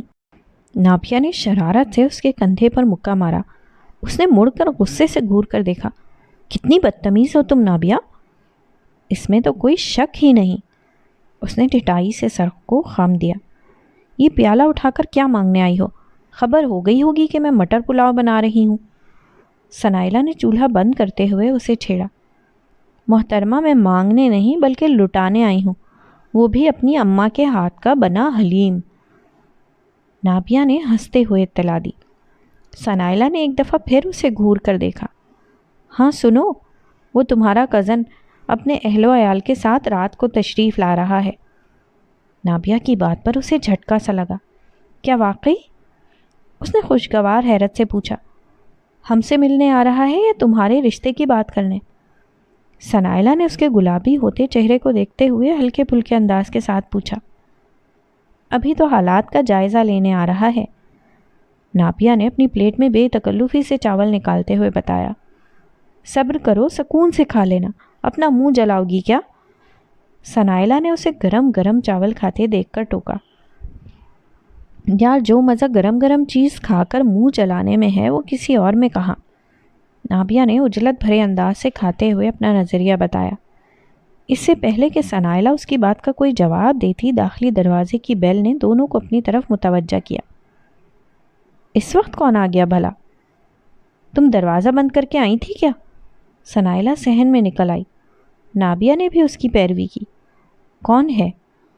ثنائلہ نے دروازے کے پاس پہنچ کر بلند آواز میں پوچھا۔ دروازہ کھولو، میں ہوں۔ ایک انتہائی مانوس آواز نے ثنائلہ اور نابیہ دونوں کو 100 واٹ کا جھٹکا دیا۔ ثنائلہ نے فوراً ہی بڑی بےتابی کے ساتھ دروازہ کھولا۔ سامنے کھڑے شہیر کو دیکھ کر ثنائلہ ہکا بکا رہ گئی، جبکہ نابیہ کے ہاتھوں سے چاولوں کی پلیٹ چھوٹ کر زمین پر جا گری۔ چاول اور مٹر کے دانے پورے صحن میں پھیل گئے، جبکہ وہ دونوں اس قدر حیرت اور بے یقینی سے سامنے کھڑے شہیر کو دیکھ رہی تھی جیسے کوئی بھوت دیکھ لیا ہو۔ سکینہ کے ابا، کچھ دن سے دل کچھ پریشان سا ہے۔ جمیلہ مائی کے منہ سے نکلنے والی اس غیر متوقع بات نے اللہ دتا کو حیران کیا۔ وہ دونوں اس وقت لان میں بنے بینچ پر بیٹھے تھے۔ کیا ہوا؟ ایسے کیوں دیکھ رہے ہو تسی؟ جمیلہ مائی کو اپنے میاں کی حیرت نے حیران کیا۔ اس کی بات پر اللہ دتا مسکرا دیا۔ اصل میں بھلیے لوکے، تیرے منہ سے ایسی باتیں بہت کم نکلتی ہیں نا۔ تو اپنے سارے دکھ سکھ اللہ سونے سے کرنے کی عادی ہے نا، اسی لیے حیران ہو گیا۔ اللہ دتے نے اس کی تسلی کروانے کے لیے تفصیل سے جواب دیا۔ ہاں، کبھی کبھی دل چاہتا ہے نا کہ اللہ کے بندوں سے بھی دل کا حال ہولا کیا جائے۔ جمیلہ مائی اداسی سے مسکرائی۔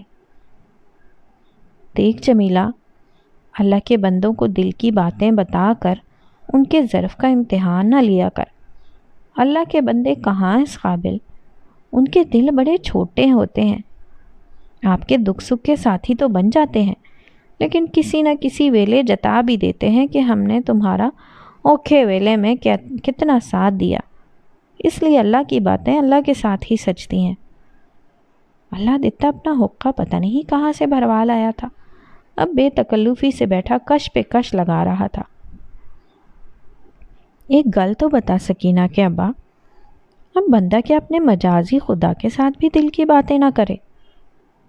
جمیلہ مائی کو اپنے میاں کی بات اچھی نہیں لگی، اسی لیے ہلکی سی ناراضگی اس کے لہجے میں در آئی۔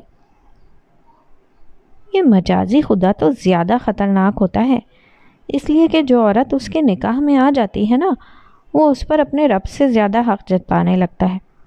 اسے مجازی کا لفظ بھول جاتا ہے اور صرف خدا یاد رہ جاتا ہے۔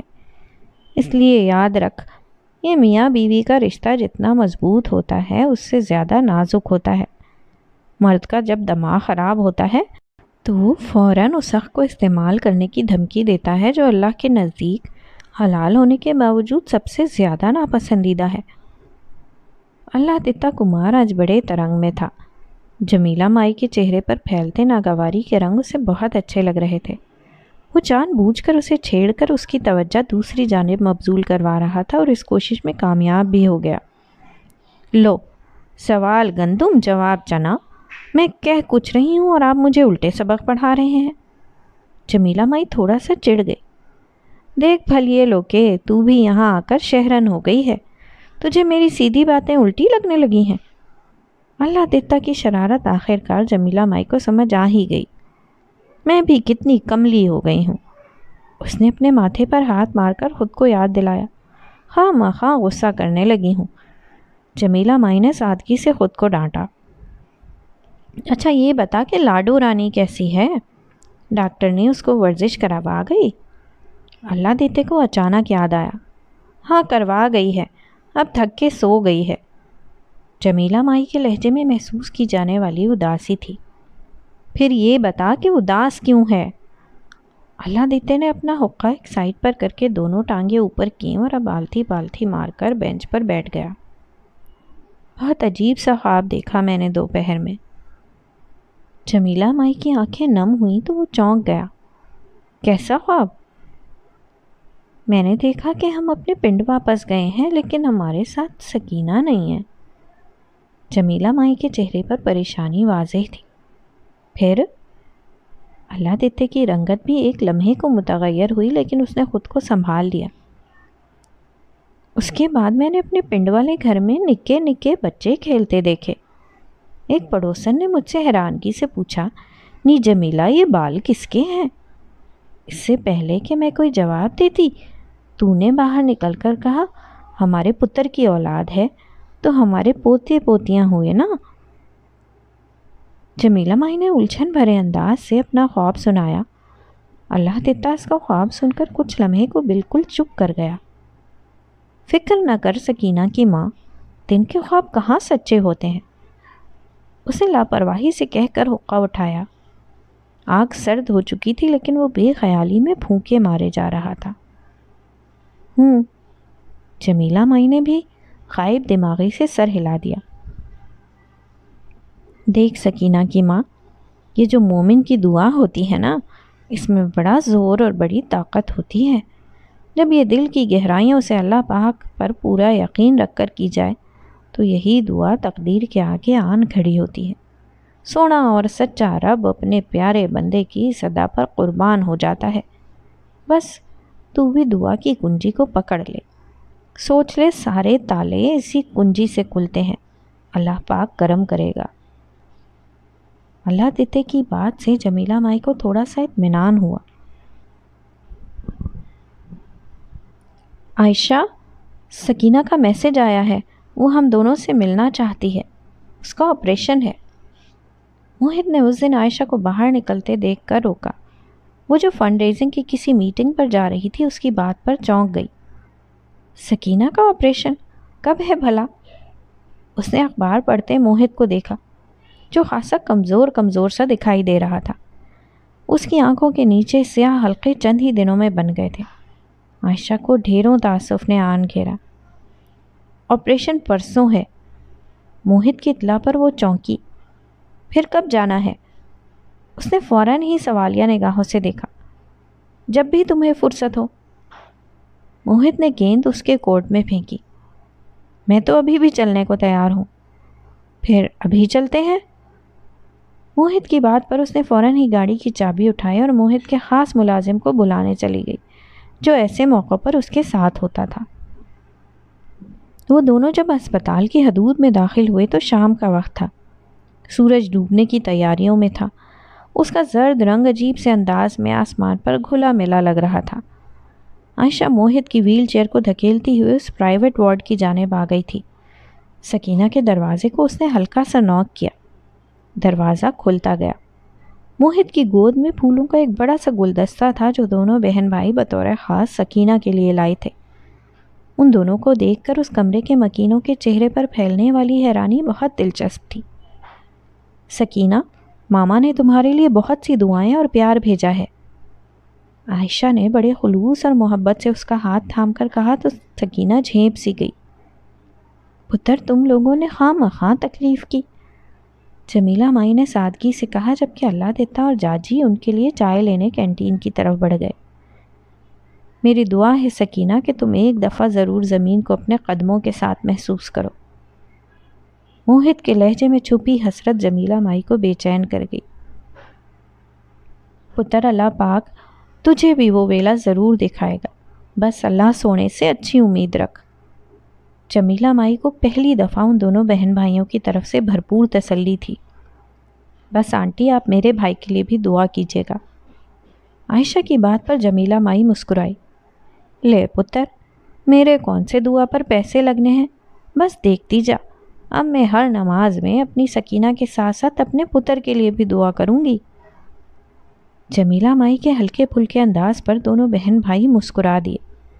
عائشہ بڑی بے تکلفی سے سکینہ کے بیڈ پر چڑھ کر بیٹھی ہوئی تھی۔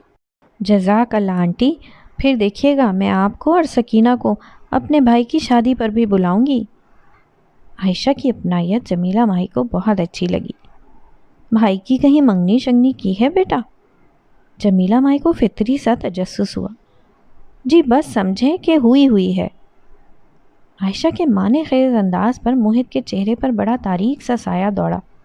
پھیکے سے انداز میں وہ مسکرا دیا۔ وہ اور سکینہ بالکل خاموش تھے۔ اللہ پاک قسمت اچھی کرے۔ جمیلہ مائی نے دل سے دعا دی۔ آپ لوگ یہاں کب سے ہیں؟ عائشہ نے پرائیویٹ روم کو توصیفی نگاہوں سے دیکھتے ہوئے پوچھا۔ پتر، ہماری ایسی اوقات کہاں، یہ تو اللہ پاک نے کرم کیا اور ڈاکٹر خاور کی مہربانی ہے جو رہنے کو چھت ملی ہوئی ہے اور میری سکینہ کا مفت علاج ہو رہا ہے۔ جمیلہ مائی کی بات پر موہت چونکا۔ یہ ڈاکٹر خاور علی وہی ہے نا جو اسپائنل سرجن ہیں اور ایک کلینک میں بھی شام کو بیٹھتے ہیں؟ موہت نے اجلت بھرے انداز میں پوچھا تو جمیلہ مائی سادگی سے بولی، پتر مجھے یہ تو نہیں پتا کہ انہوں نے کیا کیا کیا ہے، بس بڑے بڑے آپریشن کرتے ہیں اور غریب مریضوں کا مفت علاج کرتے ہیں۔ جی وہی اسپائنل سرجن ہیں۔ سکینہ نے اماں کو ہلکا سا گھورتے ہوئے جواب دیا، جبکہ اماں ایک دفعہ پھر اپنی سادہ لوہی کے ہاتھوں مجبور ہو کر انہیں سکینہ کی بیماری کی ساری داستان سنانا شروع ہو گئی تھیں۔ سکینہ کی گھوریاں بے اثر تھیں۔ ایسا ہے ڈاکٹر تنویر، سکینہ کی ڈائٹ سے ساری سالڈ چیزیں آج سے بند کر دو۔ کوئی بہت تیزی سے اندر آیا۔ اسے دیکھ کر عائشہ کو کرنٹ سا لگا، جبکہ وہ اپنی روانی میں سیدھا اس اسٹینڈ کی طرف بڑھا جہاں سکینہ کی فائل اور رپورٹس پڑی ہوئی تھیں۔ اس نے اندر موجود مکینوں پر کوئی غور نہیں کیا۔ ویسے بھی سکینہ کا بیڈ دیوار کی سائڈ پر تھا اور دروازہ کھلتے ہی سامنے اسٹینڈ رکھا ہوا نظر آتا تھا۔ ڈاکٹر خاور، سکینہ کی ساری رپورٹس آ چکی ہیں، شعبہ بے ہوشی والوں سے بھی بات ہو چکی ہے، باقی جو آپ کہیں۔ ان کے عین پیچھے کھڑے ڈاکٹر نے بھی بڑے مصروف انداز میں کہا۔ ڈاکٹر خاور السلام علیکم۔ موہت کی پرجوش آواز پر انہوں نے فائل سے سر اٹھایا اور سامنے بیٹھے موہت کی طرف بڑے دوستانہ انداز میں دیکھا۔ Hello gentleman. وہ فائل ایک طرف رکھ کر اب بڑی گرم جوشی کے ساتھ موہت سے ہاتھ ملا رہے تھے۔ عائشہ کا سارا وجود زلزلوں کی زد میں آ گیا۔ وہ سخت بے یقینی سے اپنے سامنے کھڑے شخص کو دیکھ رہی تھی۔ ان سے ملیں، یہ میری سسٹر ہیں عائشہ، بہت اچھی مصورہ ہیں۔ موہت کی بات پر وہ مڑے، انہیں جھٹکا سا لگا۔ ان کی آنکھوں میں پھیلتی حیرانی اس بات کی گواہ تھی کہ وہ اس بات سے پہلے سے باخبر نہیں تھے۔ السلام علیکم، مجھے ڈاکٹر خاور علی کہتے ہیں۔ میرے بابا کو علی نام بہت پسند تھا، اس لیے وہ مجھے اسی نام سے پکارتے تھے۔ انہوں نے عائشہ کو سر کو ہلکا سا خم دے کر سلام کرتے ہوئے بڑے ذو معنی انداز سے جتایا۔ عائشہ، یہ ڈاکٹر خاور علی ہیں جن کا میں اور ماما اکثر گھر میں ذکر کرتے ہیں۔ موہت کے لہجے کی خوشی اس بات کی گواہ تھی کہ اسے اس اچانک ملاقات سے خوشی ہوئی ہے۔ بھائی، میں ڈاکٹر خاور کو بہت اچھی طرح جانتی ہوں۔ عائشہ کی شرارت بھرے انداز پر ڈاکٹر خاور نے بوکھلا کر اسے دیکھا، جس کی آنکھوں میں شوخی کسی روشن ستارے کی طرح جگمگا رہی تھی، جبکہ ڈاکٹر خاور کے چہرے پر واضح گھبراہٹ کے آثار تھے۔ وہ کیسے؟ موہت نے حیرانگی سے دریافت کیا، جبکہ عائشہ اب کھل کر مسکرائی۔ سکینہ نے الجھن بھرے انداز کے ساتھ پہلے عائشہ اور پھر ڈاکٹر خاور کو دیکھا۔ وہ ایک دم ہی بے چین ہو گئی۔ اس کا دل نہ جانے کیوں ایک نئی داستان اسے سنانے لگا تھا۔ کیا مصیبت ہے؟ یہاں تک آ گئی ہو تو اندر کیوں نہیں جا رہی ہو؟ نابیہ نے کوہنیاں مار مار کر ثنائلہ کی کمر زخمی کر دی۔ اب تم نے ایک دفعہ بھی مجھے اور کوہنی ماری تو میں تمہاری بتی سی توڑ دوں گی۔ موہت کے آفس کی طرف جاتے ہوئے ثنائلہ نے منہ پر ہاتھ پھیر کر اسے دھمکی دی۔ تم بھی یہ فلمی ہیروئنوں کی طرح لمبے لمبے سانس لینا بند کرو اور شرافت سے اپنے ہیرو کے کمرے میں چلو۔ غضب خدا کا، ایک نیا جوتا کاٹ رہا ہے، اوپر سے تمہاری مصنوعی ادائیں دماغ خراب کر رہی ہیں۔ نابیہ نے وہیں کوریڈور میں کھڑے کھڑے اس کی کلاس لی تو وہ اسے گھورتی ہوئی موہت کے آفس کی طرف بڑھ گئی۔ اب کیا تمہارے قدموں کے نیچے ایلفی لگ گئی ہے جو انہوں نے آگے چلنے سے انکار کر دیا ہے؟ اسے دروازے کے پاس جم کھڑے دیکھ کر نابیہ تپ گئی۔ کاش ایلفی کی بوتل میرے پاس ہوتی تو میں کم از کم تمہارے ہونٹوں پر چپکا دیتی تاکہ تم مجھے جلی گٹی سنانا بند کر دو۔ ثنائلہ غصے سے کچھ اونچا ہی بول گئی۔ کم آن! اندر سے آنے والی روبدار آواز نے دونوں کو ہی بوکھلا دیا۔ السلام علیکم، میں نابیہ ہوں، ثنائلہ کی بیسٹ فرینڈ۔ نابیہ نے دروازے سے جھانک کر شوخی کا مظاہرہ کیا۔ میں سکندر شاہ ہوں، ثنائلہ کی کہانی کا ہیرو۔ دوسری جانب سے بھی شرارت کا مظاہرہ ہوا۔ تھینکس گاڈ، آپ تو اچھے خاصے شریف انسان ہیں، یہ ثنائلہ نے تو مجھے اچھا خاصا ڈرا دیا تھا۔ نابیہ کے ساتھ ساتھ ثنائلہ بھی جھجکتے ہوئے آفس میں داخل ہو چکی تھی۔ موہت کے چہرے پر پھیلنے والے رنگ بہت خوبصورت تھے۔ کیا مطلب؟ انہوں نے کیا بتایا تھا میرے بارے میں؟ موہت نے کوہنیاں میز پر ٹکاتے ہوئے بڑی دلچسپی سے پوچھا اور ساتھ ہی دونوں کو بیٹھنے کا اشارہ کیا۔ بتا دوں ثنائلہ؟ نابیہ نے شرارتاً ثنائلہ کو دیکھا جس کا بوکھلایا ہوا چہرہ ان دونوں کو بہت لطف دے رہا تھا۔ بکو مت! ثنائلہ نے کھا جانے والی نظروں سے اسے دیکھا۔ دیکھ لیں بھائی صاحب، آپ بھی کچھ سوچ لیں، آپ کا حال بھی مستقبل میں میرے جیسا ہی ہوگا۔ نابیہ کی شرارتیں عروج پر تھیں اور موہت کو یہ ہلکی پھلکی چھیڑ چھاڑ مزہ دے رہی تھی۔ اعصاب پر چھایا ہوا بوجھ دھیرے دھیرے سرک رہا تھا۔ اللہ مالک ہے میرا بھی، موہت کھل کر مسکرایا۔ اور سنائیں کہ کیسے ہیں آپ لوگ؟ چائے لیں گی یا کافی؟ چائے نہ کافی، ہم تو کھانا کھانے کے موڈ میں ہیں، یا کم از کم پیزا ہٹ سے گرم گرم فریش چیز والا پیزا منگوا لیں، قسم سے بہت بھوک لگی ہے۔ نابیہ کی بے تکلفی موہت کو اچھی لگ رہی تھی، جبکہ ثنائلہ کا بس نہیں چل رہا تھا کہ اس کا بازو پکڑ کر گھسیٹتی ہوئی باہر نکل جائے۔ جی ضرور، موہت نے انٹر کام اٹھا کر کسی کو ہدایات دیں۔ اور سنائیں کیسی چل رہی ہے زندگی؟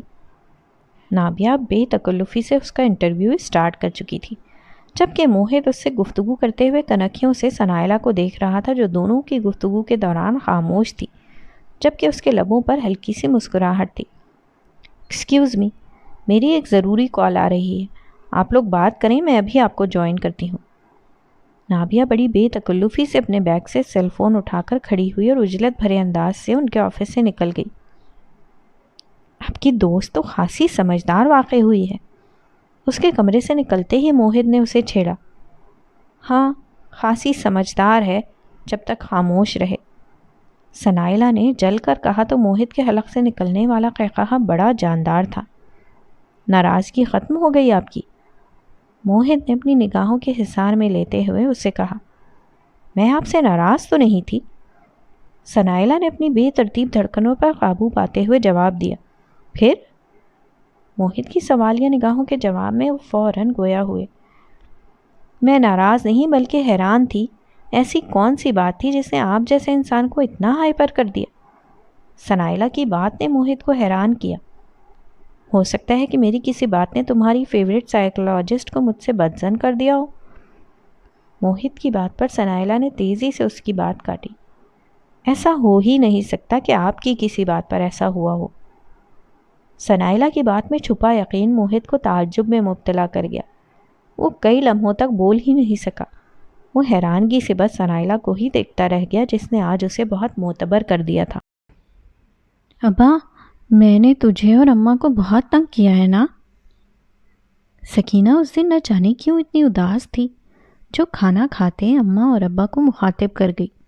ارے نہیں پتر، اولاد تو اپنے والدین کی آنکھوں کی ٹھنڈک ہوتی ہے، اور ٹھنڈک تو دل کو سکون دیتی ہے۔ جمیلہ مائی نے نوالا منہ میں ڈالتے ہوئے سکینہ کو محبت سے دیکھا۔ لیکن میں نے تو ہمیشہ تم دونوں کا دل ہی جلایا ہے۔ سکینہ شدید قسم کی قنوطیت کا شکار تھی۔ اس کے والدین نے چونک کر اس کا رنجیدہ چہرہ دیکھا۔ ایسی بات نہیں کرتے میری جند، میری جان۔ جمیلہ مائی نے بے اختیار اٹھ کر اپنی بیٹی کا ماتھا چوما۔ سکینہ کی آنکھیں نم ہو گئیں۔ دیکھنا اماں، میں تم دونوں کی ایک کو ایک اولاد تھی، جس کو لے لے کہ تم لوگوں نے ساری زندگی بس ہسپتالوں کے ہی دھکے کھائی، کوئی خوشی نہیں ملی میری طرف سے۔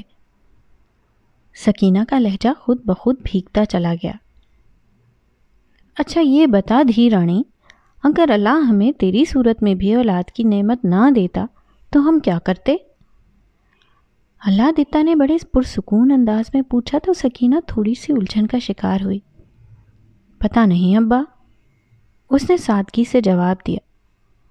ہم دونوں کے پاس زندگی گزارنے کے لیے کوئی مقصد نہ ہوتا، ہم دونوں بس زندگی کے لگے بندھے اصول کے تحت بس وقت گزارتے جاتے، ہے نا؟ اللہ دیتا کمہار نے سکینہ کے مضطرب انداز کو غور سے دیکھا۔ مجھے اللہ سے کوئی شکوہ نہیں، اس نے ہمیں معذور سہی لیکن اولاد تو دی، اس نے ہماری زندگیوں کو ایک محور تو دیا۔ اور تجھے کیا پتہ پتر، تو نے ہماری زندگیوں میں کتنے خوبصورت رنگ بھرے ہیں۔ ہمیں ماں باپ بننے کی سعادت نصیب کی ہے، اس لیے ایسی باتیں نہ کیا کر پتری، دل کو تکلیف ہوتی ہے۔ اللہ دیتے کے لہجے میں محبت کی فراوانی تھی۔ چلو بھئی سکینہ، شام کی واک پر چلتے ہیں۔ سسٹر ماریا ایک دم ہی کمرے میں داخل ہوئی تو سب کی توجہ اس کی جانب مبذول ہو گئی۔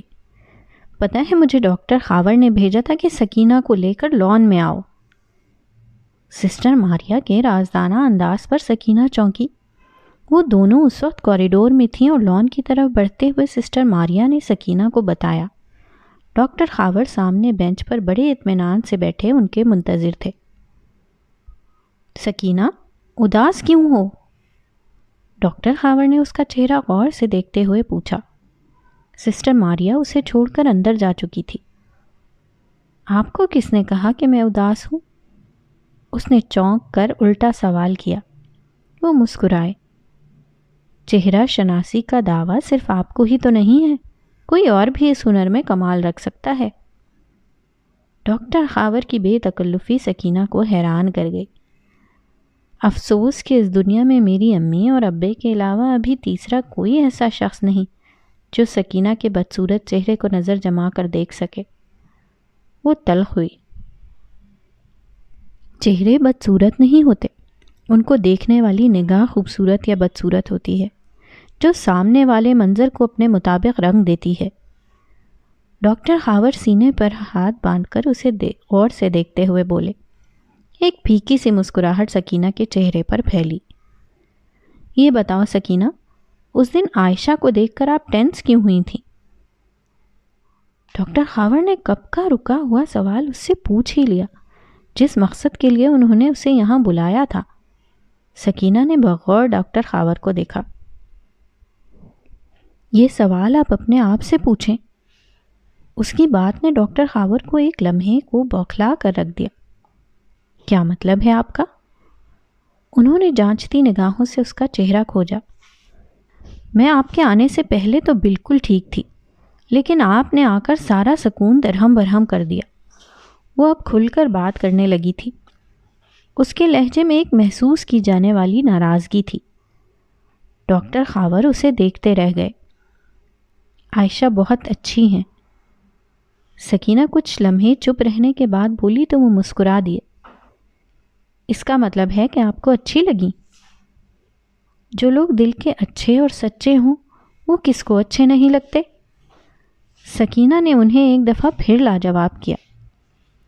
بہت سے لوگ ہیں دنیا میں جن کو دل کی اچھائی اور سچائی سے کوئی سروکار نہیں ہوتا، وہ بس ظاہری خوبصورتی کے پیچھے بھاگتے ہیں۔ ڈاکٹر خاور نے سنجیدگی سے کہا، لیکن آپ ایسے نہیں ہیں، مجھے پتہ ہے۔ سکینہ کے لہجے میں یقین کا ایک سمندر قید تھا۔ تم بہت اچھی ہو سکینہ۔ ڈاکٹر خاور اب سامنے والے بینچ پر بڑی فرصت سے بیٹھ گئے۔ اپنی تعریف پر سکینہ کا چہرہ بالکل سپاٹ رہا۔ یہ بات ڈاکٹر خاور کے لیے اچنبھے کا باعث بنی۔ کیا بات ہے سکینہ، کوئی ناراضگی ہے کیا؟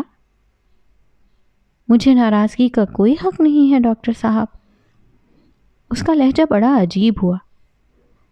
دیکھو سکینہ، آج تو یہ بات کر دی، لیکن آج کے بعد ایسی کوئی بات نہیں کرنی، اوکے؟ انہوں نے ایک دم کھڑے ہو کر ہلکی سی برہمی سے کہا۔ سکینہ کے چہرے کی رنگت متغیر ہوئی۔ پارکنگ میں کھڑی ڈاکٹر زویا نے یہ منظر بہت تنفر بھرے انداز سے دیکھا۔ بھابھی آپ ایک دفعہ مجھے بتاتی تو صحیح، میں اڑ کر اپنے بھائی کو دیکھنے آ جاتی۔ ثنائلہ کی والدہ کے آنسو کسی صورت نہیں تھم رہے تھے۔ جب سے انہوں نے اپنے بھائی کے انتقال کی خبر سنی تھی وہ اس وقت اپنے بیٹے رامز کے ساتھ ثنائلہ کے گھر میں موجود تھیں۔ بس کیا بتاتی، میرے اوپر تو خود غموں کا ایک طوفان ٹوٹ پڑا۔ ایک تو پردیس اور اوپر سے اتنے محبت کرنے والے شریک حیات کی جدائی نے مجھے تو نیم پاگل سا کر دیا تھا۔ وہ بہت محبت سے اپنی نند کا ہاتھ پکڑ کر ساری تفصیل بتاتی گئیں۔ پاکستان آنے کے بعد میں نے سوچا کہ آپ کے حصے کی رقم پہلی فرصت میں آپ تک پہنچا دوں۔ اس کے بعد خود بیمار ہو گئی، اس لیے وکیل صاحب کو بھجوا دیا۔ ان کی بات پر بالکل چپ بیٹھے شہیر نے بے چینی سے پہلو بدلا۔ یہ تو اچھا خاصا ہینڈسم بندہ ہے، لیکن پتہ نہیں کیوں مجھے ایسا لگتا ہے کہ میں نے اسے کہیں دیکھا ہے۔ کچن میں ان لوگوں کے لیے کھانا تیار کرتی ثنائلہ نے اپنی الجھن نابیہ سے بیان کی، جو رامز کی والدہ کی آمد کا سنتے ہی فوراً تیر کی طرح آن پہنچی تھی۔ تب سے ثنائلہ کی مکمل ہیلپ کروا رہی تھی۔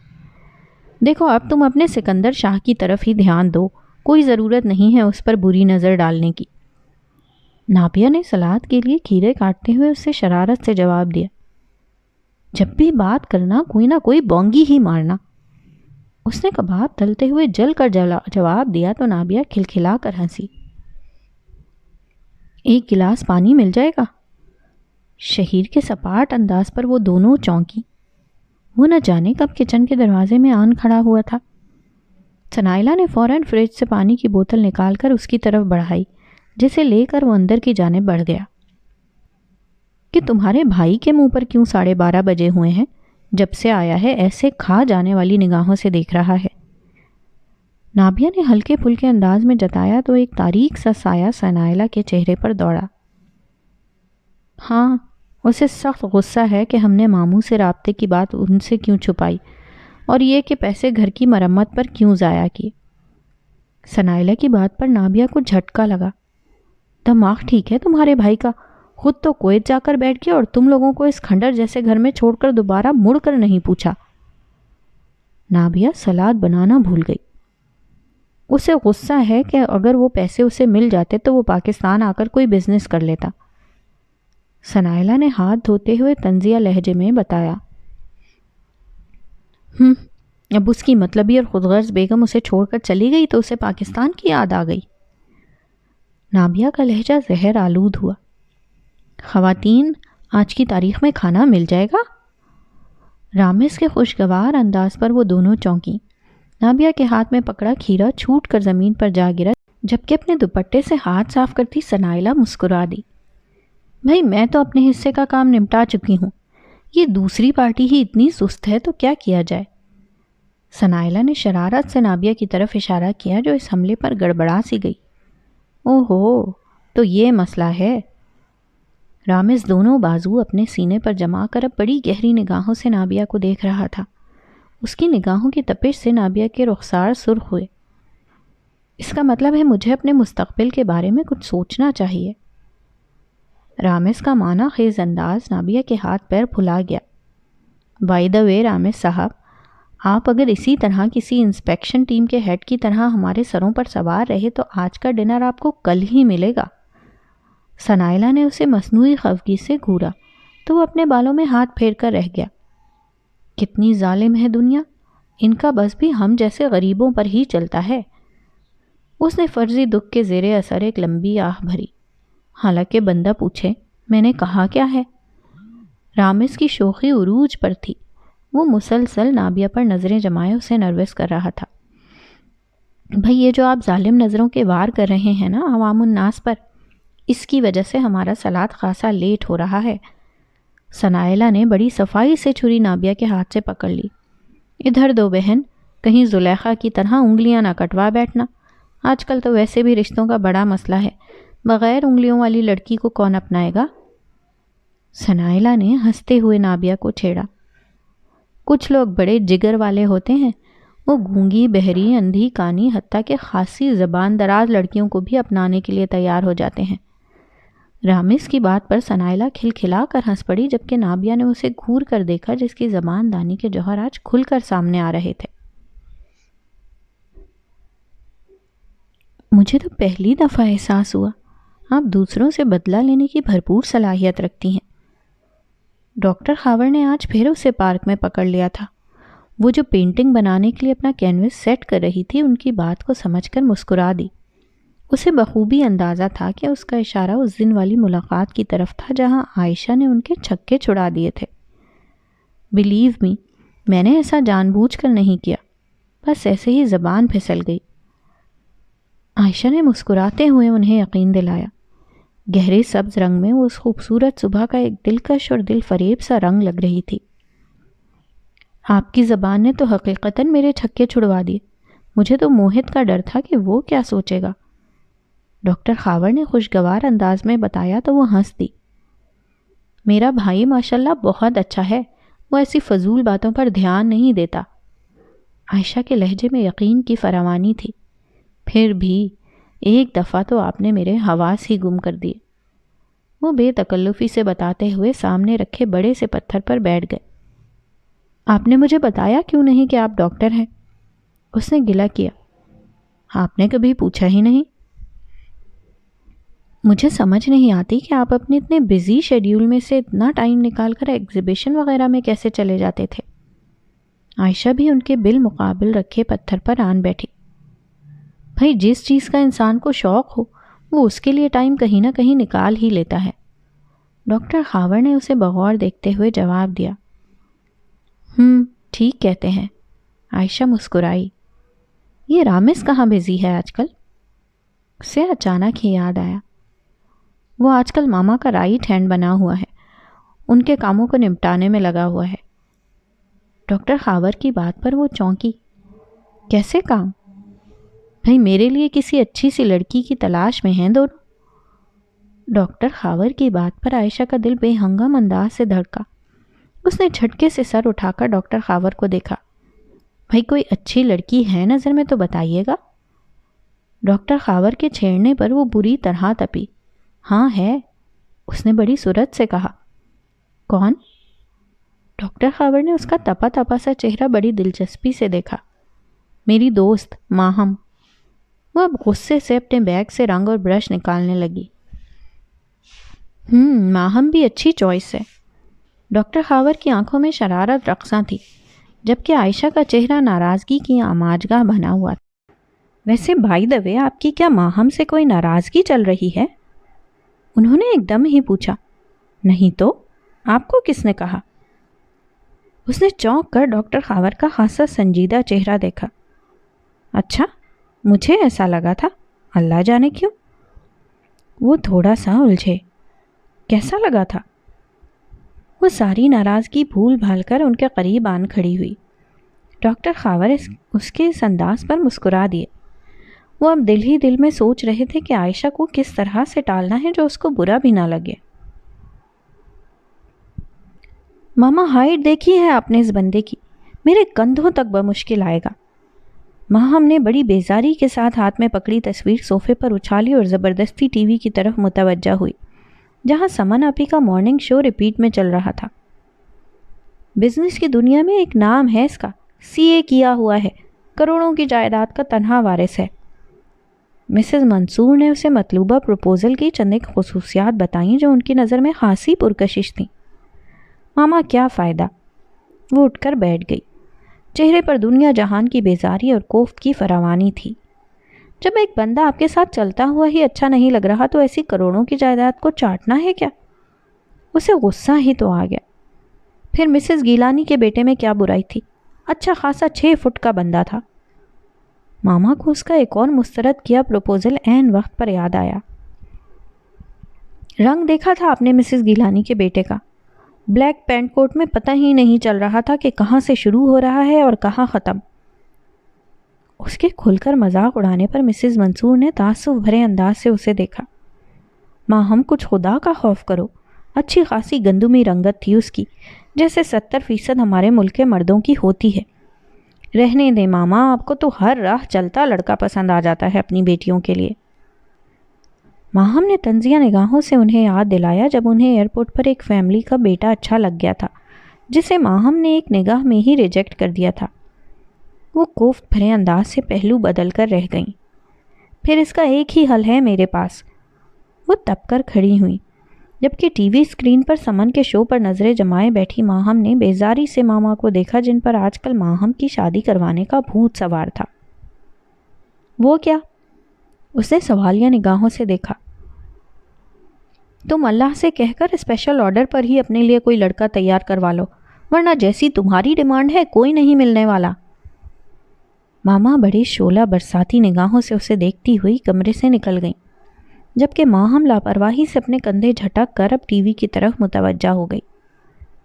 یہ سمن آپی بھی اپنے شو میں کبھی کبھی ضرورت سے زیادہ ہی اوور ہو جاتی ہیں۔ اس نے کوفت بھرے انداز سے ریموٹ کنٹرول سے چینل بدلا، جہاں سامنے ہی کوئی فیشن ڈریس شو آ رہا تھا۔ وہ اب کچھ دیر پہلے کی کوفت کو بھلائے بڑی دلچسپی سے ٹی وی دیکھ رہی تھی، جب سیل فون کی مترنم سی گھنٹی نے اسے اپنی طرف متوجہ کیا۔ سامنے علی کالنگ کے الفاظ پڑھ کر اسے اپنی ساری ناراضگی یاد آ گئی۔ اس نے بہت برے طریقے سے اس کی کال کو ریجیکٹ کیا اور صوفے کے ساتھ ٹیک لگا کر بیٹھ گئی۔ اس کا سارا ذہنی سکون ایک لمحے میں غارت ہو گیا۔ امی دماغ ٹھیک ہے شہیر کا؟ آخر وہ کس منہ سے آپ سے نابیہ کے رشتے کے لیے کہہ رہا ہے؟ ثنائلہ کا دماغ پھک سے اڑا جب اس نے اپنی والدہ کے منہ سے صبح صبح یہ عجیب بات سنی۔ وہ تو تم ٹھیک کہہ رہی ہو بیٹا، مسز زبیر نے دانستہ نگاہیں چراتے ہوئے کہا، لیکن اس کی ضد ہے کہ میں اس کا رشتہ مانگنے جاؤں ورنہ وہ واپس کویت چلا جائے گا۔ انہوں نے اپنی مجبوری بیان کی تو ثنائلہ کو ٹھیک ٹھاک قسم کا غصہ آیا۔ جانا ہے تو 1000 دفعہ جائے، لیکن ہمیں بلیک میل کرنے کی ضرورت نہیں۔ پہلے بھی وہ ہماری مرضی کے بغیر ہی گیا تھا، اور ہمیں اس کے وہاں جانے کا کیا فائدہ ہوا؟ جو کچھ اس نے کمایا اپنی سالیوں کی شادی پر لگا دیا۔ ثنائلہ نے غصے سے ہاتھ میں پکڑا چائے کا کپ میز پر پٹخا۔ اس میں سے تھوڑی سی چائے گر کر سفید میز پوش پر داغ ڈال گئی۔ پھر مجھے بتاؤ میں کیا کروں؟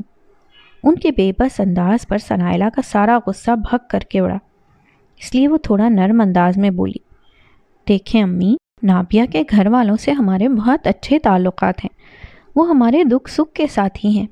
آپ خود سوچیں کہ وہ اپنی اچھی خاصی بیٹی کا رشتہ کیوں شہیر کو دیں گے، جس کے بارے میں سب کو پتہ ہے کہ وہ ایک شادی کر چکا ہے۔ لیکن بیٹا بات کرنے میں تو کوئی حرج نہیں، چلو شہیر مطمئن ہو جائے گا۔ امی کی بات پر ایک تلخ مسکراہٹ ثنائلہ کے لبوں پر ابھری۔ اپنے بیٹے کو مطمئن کرنے کے لیے آپ دوسروں کا سکون غارت کریں گی؟ وہ خود کو بولنے سے روک نہ پائی۔ کیا کروں، اپنے بیٹے کی محبت کے ہاتھوں مجبور ہوں۔ وہ رنجیدہ انداز سے گویا ہوئیں۔ لیکن دیکھ لیجیے گا کہ نابیہ کے گھر کے علاوہ کوئی ایسا گھرانہ نہیں جو مشکل وقت میں ہمارے کام آ سکے۔ ایسا نہ ہو بیٹی کی محبت کے ہاتھوں مجبور ہو کر اپنے تعلقات خراب کر بیٹھیں۔ ثنائلہ نے ان کو تصویر کا دوسرا رخ دکھایا، جبکہ اس سے زیادہ سننا شہید کی برداشت سے باہر تھا۔ وہ جو سمجھ رہی تھی کہ وہ گہری نیند میں ہے، اسے پتہ ہی نہیں چلا کہ وہ کب اس کے سر پر آن کھڑا ہوا۔ مسز زبیر کا رنگ فق ہوا۔ آپی، آپ کے ساتھ کیا مسئلہ ہے؟ آپ کیوں ہاتھ منہ دھو کر میرے پیچھے پڑ گئی ہیں؟ وہ طنزیہ لہجے میں کہتا ہوا اس کے بالکل سامنے آن کھڑا ہوا۔ اس لیے کیونکہ تم ہمارا ذہنی سکون برباد کرنے کی باتیں کر رہے ہو۔ ثنائلہ نے اس کے روب میں آئے بغیر دو بدو جواب دیا۔ میں نے کون سا آپ کا سکون برباد کیا ہے؟ وہ سلگ کر بولا۔ کبھی تمہیں لگتا ہے کہ ہم نے اس گھر پر پیسہ لگا کر ساری جمع پونجی داؤ پر لگا دی ہے، اور کبھی تمہیں یہ خوش فہمی ہونے لگتی ہے کہ نابیہ کے لیے تمہارا پروپوزل ہاتھوں ہاتھ لیا جائے گا۔ ثنائلہ نے طنزیہ نگاہوں سے اپنے چھوٹے بھائی کو دیکھا، جس کی خود غرضی پر اب اسے کوئی شبہ نہیں رہا تھا۔ ہاں تو اس میں غلط کیا ہے؟ شہید کی غلط فہمی عروج پر تھی۔ تو ٹھیک ہے، بھجوا کر دیکھ لو اپنا پروپوزل، منہ کی کھاؤ گے؟ ثنائلہ ایک جھٹکے سے کھڑی ہوئی۔ یہ آپ کی بھول ہے، وہ استہزائیہ انداز سے ہنسا۔ نابیہ مجھ سے محبت کرتی ہے۔ تصحیح کر لو، وہ تم سے محبت کرتی تھی۔ ثنائلہ نے لفظ تھی پر زور دیتے ہوئے کہا اور اپنے کمرے کی طرف بڑھ گئی۔ مسز زبیر نے خوف زدہ نگاہوں سے اپنے بچوں کو دیکھا، جو ایک دوسرے کو کچھ دیر پہلے کھا جانے والی نظروں سے دیکھ رہے تھے۔ تھینکس گاڈ بھائی، آپ کے چہرے پر بھی مجھے مسکراہٹ نظر آئی۔ عائشہ نے ناشتے کی میز پر بلا وجہ مسکراتے موہت کو دیکھ کر چھیڑا، جبکہ ماما نے بھی چونک کر اپنے دونوں بچوں کے تر و تازہ چہرے دیکھے اور دل ہی دل میں دونوں پر آیت الکرسی پڑھ کر پھونکی۔ میں نے سوچا کہ آج کل تم ہر وقت مسکراہٹوں کے پھول بکھیرتی رہتی ہو، تو میں کیوں پیچھے رہوں؟ موہت نے بریڈ کے پیس پر جیم لگاتے ہوئے اسے چھیڑا۔ مجھے تو آج کل زعفران کے کھیت نظر آ رہے ہیں آپ کی طرف، کیا ماجرا ہے؟ اس نے اورنج جوس کا گلاس لبوں سے لگایا۔ بس سمجھو کہ میری طرف بھی کچھ ایسا ہی معاملہ ہے۔ ایک زومانی سی مسکراہٹ موہت کے چہرے پر ابھری۔ یہ تم دونوں آپس میں کون سے کوڈ ورڈز میں باتیں کر رہے ہو؟ ماما نے جھنجھلا کر دونوں کو دیکھا۔ یہ تو آپ بھائی سے ہی پوچھیں۔ عائشہ نے جان بوجھ کر اسے پھنسایا تو وہ گھور کر رہ گیا۔ میں سوچ رہا ہوں ماما کہ عائشہ کی شادی وادی کا کچھ کریں، لڑکیوں کی عمر نکلنے کا پتہ تھوڑی چلتا ہے۔ موہت نے موقع پر ہی حساب برابر کیا۔ عائشہ اس کی شرارت سمجھ کر مسکرا دی۔ میں تو خود اس سلسلے میں خاصی اپسیٹ ہوں۔ کل ہی مجھے مسز کامران نے ایک پروپوزل کے بارے میں بتایا ہے۔ ماما کی بات پر عائشہ چونکی۔ وہ بتا رہی تھی کہ لڑکے کی والدہ نے عائشہ کو کسی فنکشن میں دیکھا ہے اور انہیں پسند بھی ہے۔ ماما کے پرجوش انداز پر عائشہ کا رنگ اڑا۔ اچھا، کیا کرتا ہے لڑکا؟ موہت نے بھی فوراً ہی دلچسپی ظاہر کی۔ آرمی میں میجر ہے۔ ماما کے جواب پر موہت کے چہرے پر ایک تاریک سا سایہ دوڑا۔ وہ آج بھی آرمی کا نام سن کر جذباتی ہو جاتا ہے۔ پھر تو آپ فوراً بلا لیں انہیں۔ موہت کی دلچسپی ماما کے لیے مورل سپورٹ کا باعث بنی۔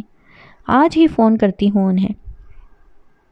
کوئی ضرورت نہیں ہے ماما، مجھے آرمی کی لائف بالکل پسند نہیں۔ عائشہ ایک جھٹکے سے کھڑی ہوئی۔ اس کا چہرہ شدید تناؤ کا شکار لگ رہا تھا۔ اس کی بات پر ماما نے ناگواری سے اسے دیکھا اور موہت کو نظروں ہی نظروں میں کوئی اشارہ کیا۔ کیا بات ہے عائشہ، ایسے ٹینس کیوں ہو رہی ہو؟ موہت کی بات پر عائشہ نے اسے شکوہ کنا نگاہوں سے دیکھا، جیسے کہہ رہی ہو مجھے آپ سے اس بات کی توقع نہیں تھی۔ اس نے ہاتھ میں پکڑا ٹوسٹ کا آدھا پیس پلیٹ میں رکھا اور ڈرائنگ روم سے نکل گئی۔ دیکھا تم نے، اس لڑکی نے مجھے کتنا زج کر رکھا ہے۔ ماما کو ایک دم ہی غصہ آیا۔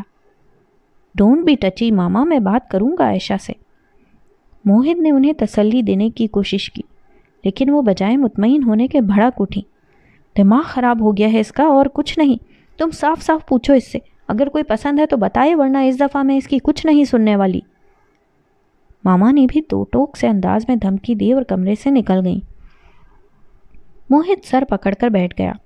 سیل فون کی گھنٹی نے اسے اپنی طرف متوجہ کیا۔ دوسری جانب ثنائلہ تھی۔ کیا ہوا موہت؟ وہ اس کا لہجہ سنتے ہی پریشان ہوئی۔ کچھ نہیں یار، ماما اور عائشہ کے درمیان سینڈوچ بنا ہوا ہوں۔ اس نے اپنی الجھن اس کے ساتھ شیئر کی۔ کیا مطلب؟ دوسری جانب اسے حقیقتاً ہی سمجھ نہیں آئی۔ بھائی عائشہ کے لیے کوئی پروپوزل آیا ہے، جبکہ اس نے صاف انکار کر دیا اور ماما سخت غصے میں ہے۔ اس نے مختصراً بتایا۔ اچھا، عائشہ تو مجھے بہت سادہ اور دوستانہ مزاج کی لگی ہے۔ ثنائلہ کی بات پر وہ بری طرح چونکا۔ تمہیں کس نے بتایا؟ مجھے کس نے بتانا ہے، اس نے مجھے کال کی تھی۔ ثنائلہ کی بات پر موہت کو جھٹکا سا لگا۔ کب؟ وہ بے تابی سے بولا۔ کافی دن ہو گئے اب تو۔ ثنائلہ کی بات پر اسے غصہ آ گیا۔ تم نے مجھے بتایا کیوں نہیں؟ سوری، ذہن سے ہی نکل گیا، اور پھر میرا خیال تھا اس نے آپ سے ہی نمبر لیا ہوگا، اس لیے آپ کے علم میں ہوگا۔ ثنائلہ نے گھبرا کر اسے وضاحت دی۔ یہ کوئی اتنی عام سی بات تو نہیں تھی کہ تمہارے ذہن سے نکل جائے۔ دوسری جانب موہت کا موڈ خراب ہو چکا تھا۔ اچانک ہی اس کے ذہن میں ایک بات آئی۔ کہیں تم عائشہ کے کہنے پر تو نہیں مجھ سے ملنے آئی تھی؟ اس کے لہجے میں چھپی بدگمانی ثنائلہ کا دل خراب کر گئی۔ آپ کی بدگمانی کبھی کبھی میرے دل کو اتنے برے طریقے سے مسلتی ہے کہ میں اسے لفظوں میں بیان ہی نہیں کر سکتی۔ ثنائلہ کا رنج بھرا انداز موہت کو بے چین کر گیا، جبکہ دوسری جانب وہ ناراض ہو کر فون بند کر چکی تھی۔